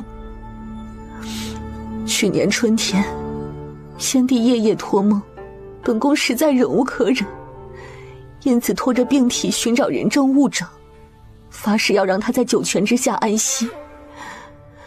你们这些大臣可还记得，当时没人敢侮辱帝后2人的遗体，只有楚清雅一意孤行，奏请金上密验。本宫可以断言，他就是趁机毁去遗体腹中的药渣，让他们把这个秘密带入地下。萧泽听得愣住了，好半天才道：姑母，你说的。他似是想起什么，看看默不作声的薛阁老，又瞅瞅圈椅上的楚清雅，再瞧瞧惊骇万分的陈宫，顿觉自己这龙椅坐得艰难且痛苦，恨不得丢下这烂摊子跑回去读书练功。楚先生，你有什么话要说吗？殿下，本官姑且称您一声殿下。您是否说完了？还有没有别的惊天秘闻？文武百官这个月可都指望本官的累累罪行做谈资啊。大长公主站在街上，冷冷地俯视着他，像看着一只即将被踩死的蚂蚁。他的心脏忽然刺痛了一下，抿了抿唇，扬起了一个满不在乎的笑。本官就当在茶楼里听说书了，什么乱七八糟的罪名都往本官身上扣。本官是花街柳巷里靠脸吃饭自荐枕席的小官吗？辱没本官也就罢了，竟还诋毁先皇后的清白，编出这么一桩宫闱丑闻来。本官可没您天赋异禀，靠一张脸就能蛊惑人心。本官也生不出孩子来，哄得孩儿他爹自诩真龙天子，犯上作乱。你一剑南越于逆，假冒皇室，污蔑朝官，囚禁宗亲，妖言惑众。玄英，给我剥去他的朝官朝服，卸了他的易容。前几字入耳，大长公主一惊，疾步走到王总管身后，一时怒喝：你疯了！人证物证俱在，来人，现在就给我把他押去诏狱！这2声大喊交错着回荡在广场上空，檐上一群鸽子呼啦啦飞起，掠过湛蓝的天幕。最右边的门洞内突然奔出一名羽林卫，随之而起的是雄浑的鼓声。千钧一发之际，这鼓声咚咚隆隆，如同一支凋零箭，直直射往朝堂。所有人的脑子都空白了一瞬。这是怎么了？有人在午门外敲登门鼓，要告御状。启禀陛下，有人扣婚，状告堂上一人，要入朝说话。是谁？诰命夫人江氏带着一顶轿子，里面有一个女人，自称是安阳大长公主。小的们愚钝无知，分辨不出，请圣上裁夺。果真如此。楚清雅猛地转头朝向宫门，还未看见人影儿，就听一个熟悉的声音在午门外大叫：他拿的是假符，我手上才是真的，你们偏不信，那就让陛下定夺，是真是假一试便知。等我夫君被他假货害死了，半夜拿着鞭子来找你们。这女声清脆高亢，机遇冲破云霄。纵然隔了2座桥1扇门，回声还是遥遥地传入耳中。那一刻，楚清雅不知是气还是笑，一掌拍在椅背上。本官还没死呢。萧泽一听楚阁老的夫人来了，立刻想起去年他封诰命时能说会道、温柔可亲的模样，急忙道：快宣江夫人和那个自称是姑母的人进来，朕要好好看看。你们都不许吵架了。楚清雅忽觉集中在自己身上的目光都散了，左右望望，脸色唰的一变，眼中阴霾密布。哼，这帮道貌岸然的老东西，直勾勾地盯着他夫人做什么？再看，把眼睛挖出来。楚清雅用力咳了一声，快步走上前，协助了江离的双手。夫人，他们骂我。谁管你？楚清雅拉着他的右手不放，眉梢都是藏不住的笑。富尔同他草草说了朝上发生的事儿。那女人带了一个桑庐庵的尼姑，一个青天监的官儿，一个太医，说我是被算过八字抱到宫外养的。知道身世后，对着墓碑发誓要篡位，还给先帝下毒。夫人，我笨嘴拙舌的不会争辩，你可要替我讨回公道啊！陛下，臣妾斗胆来午门告御状，是不得已而为之。按大燕律，凡敲登门鼓叩昏者吃50，在诏狱里图一巡，臣妾都明白。唯愿陛下听臣妾陈情，然后再行赏罚。陛下，各位大人，此人乃是南越奸党之首，唤作木茶音，是前南越国苏伦部的公主，有一手真假难辨的易容功夫。她身上的熏香就是用来掩盖变声药气味的。臣妾带来的这位才是正主，他身体孱弱，不能下地行走，说话也费力气，望陛下体恤。今日臣妾要告3件事：其一，木茶因假冒宗室，将安阳大长公主囚禁9年，也就是轿子里的这位，人证物证皆备。其二，他欲掌控大燕为国复仇，创办贵堂怂恿齐王谋反，还挑拨离间，诬陷削藩功臣，想为自己除去挟天子以令百官的阻碍。其三，他勾结齐王，在永州拜佛时派侍卫残杀大臣家眷，不但行刺臣妾的公婆，还潜入臣妾家中大开杀戒，害死家母燕氏及2名仆从，6个自衣卫，连臣妾养的10个月大的小狗都没有放过。此人罪大恶极，卑鄙无耻，不死难以平众怒。这声音铿锵有力，不卑不亢，在广场上荡了个来回，所有人都听得清清楚楚。萧泽皱眉看向身侧不远锦衣华服的女人，御前侍卫很会读眼色，唰的拔刀，当下将他和王总管团团围住。谁敢动手羞辱本宫？本宫说的千真万确，陛下怎能听信他一派胡言？本宫为了大燕国祚，不顾病弱之躯，找来那几人作证，铁证如山。难道他们都说的是假话，造了假的圣旨不成？那就让羽林卫把你进宫时留下的白玉符拿出来，咱们先对质一番。若我手上是假的，就是欺君之罪，情愿把脑袋砍下来悬在宫门外；若你手上是假的，想来大家也都明白了。木茶因听罢此言，既惊又疑。他们带来的玉符是如假包换的真货，怎么他的语气这般笃定？他心中暗恨，若不是半路杀出一员大将，他就能把楚清雅的罪定死了。木茶因想到自己当初那点不该存在的慈悲，悔恨交加。陛下，此女胆敢妖言惑众，定有……请陛下照玉符验看。传。额请。羽林卫便把2只匣子递了上来，左边是2寸见方的泥金漆匣，是早朝前存放的；右边是同样大小的红珊瑚匣，是江离递上去的，各装着一枚形制相同的纯白玉符，雕成凤鸟形，1寸半长，刻着几个小字儿。哪位有火折子，一然便知。陛下，定是他用计调换了。我的玉符是从慧光寺带来的，这匣子也是一直用来装它的，这些年从未动过。我入宫时，各位大人都看过它，朕仙针是玉做的，就存在雨灵卫的班房里。你血口喷人！我夫人纤纤弱质，肩不能挑，手不能提，在家连只瓷盘都拿不动。本官日日在饭桌上替他端着渣斗吐骨头，他如何能在武艺高强的7尺男儿面前调换玉符？你说你是病弱之躯，我看你诽谤污蔑，张口就来，精神头十足。辱完本官，又要辱本官的夫人，罪加一等。纷纷议论变成了全场哗然。江离瞪了眼楚清雅，他也编得太夸张了，他哪有让他天天都端渣斗啊？厨房又不是顿顿都做带骨头的菜。陛下，这是西域进贡的吐蕃米香，产量极少，色泽洁白，质地硬脆如冰，用它来仿造玉符能以假乱真，只是一遇着火就现了原形。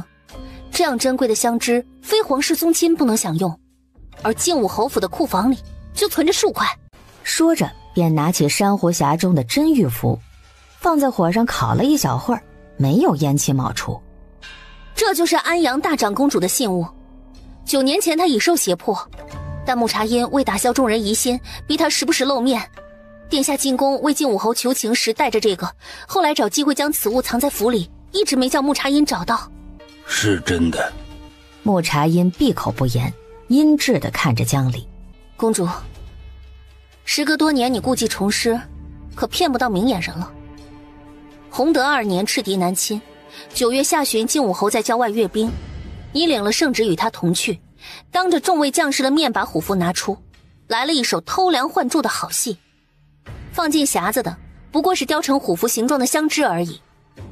当晚匣子放在侯府金乐堂，你在堂中故意燃着吐蕃米香，匣子一受热，里头的假虎符就融化了。早起打开，空匣子只剩同样的香味，是也不是。靖武侯要是去了北疆，我们也不会连输5、6场仗啊！原来虎符是被他偷走的。你身为南越公主，家国被宣宗所灭，多年来怀恨在心，不放过任何摧毁大燕的机会。你知道靖武侯是宣宗朝最得力的武将，宪宗继位后对他心存忌惮，所以将安阳大长公主囚禁起来，扮成他的样子，施了一箭3雕之计。一来使燕军在前线失利，有亡国之危；二来让宪宗削了薛家的兵权，让大燕自损武德；三来凭身份会见齐王，诛胎暗结，唆使他谋反。你为了防止靖武侯发现妻子被人冒充，便给他下了蛊毒，使他卧床不起，口不能言。若是我们发现的迟了一步，这世上就没人能阻止你操控薛家了。江夫人，你一个深宅妇人，如何能知晓这些啊？臣妾蒙陛下恩典，得入国子监读书，在学堂内与嘉惠郡主极为交好。郡主每次见过大长公主殿下，身上都带着一股极淡的香气。臣妾的鼻子比常人灵敏，所以能闻出来。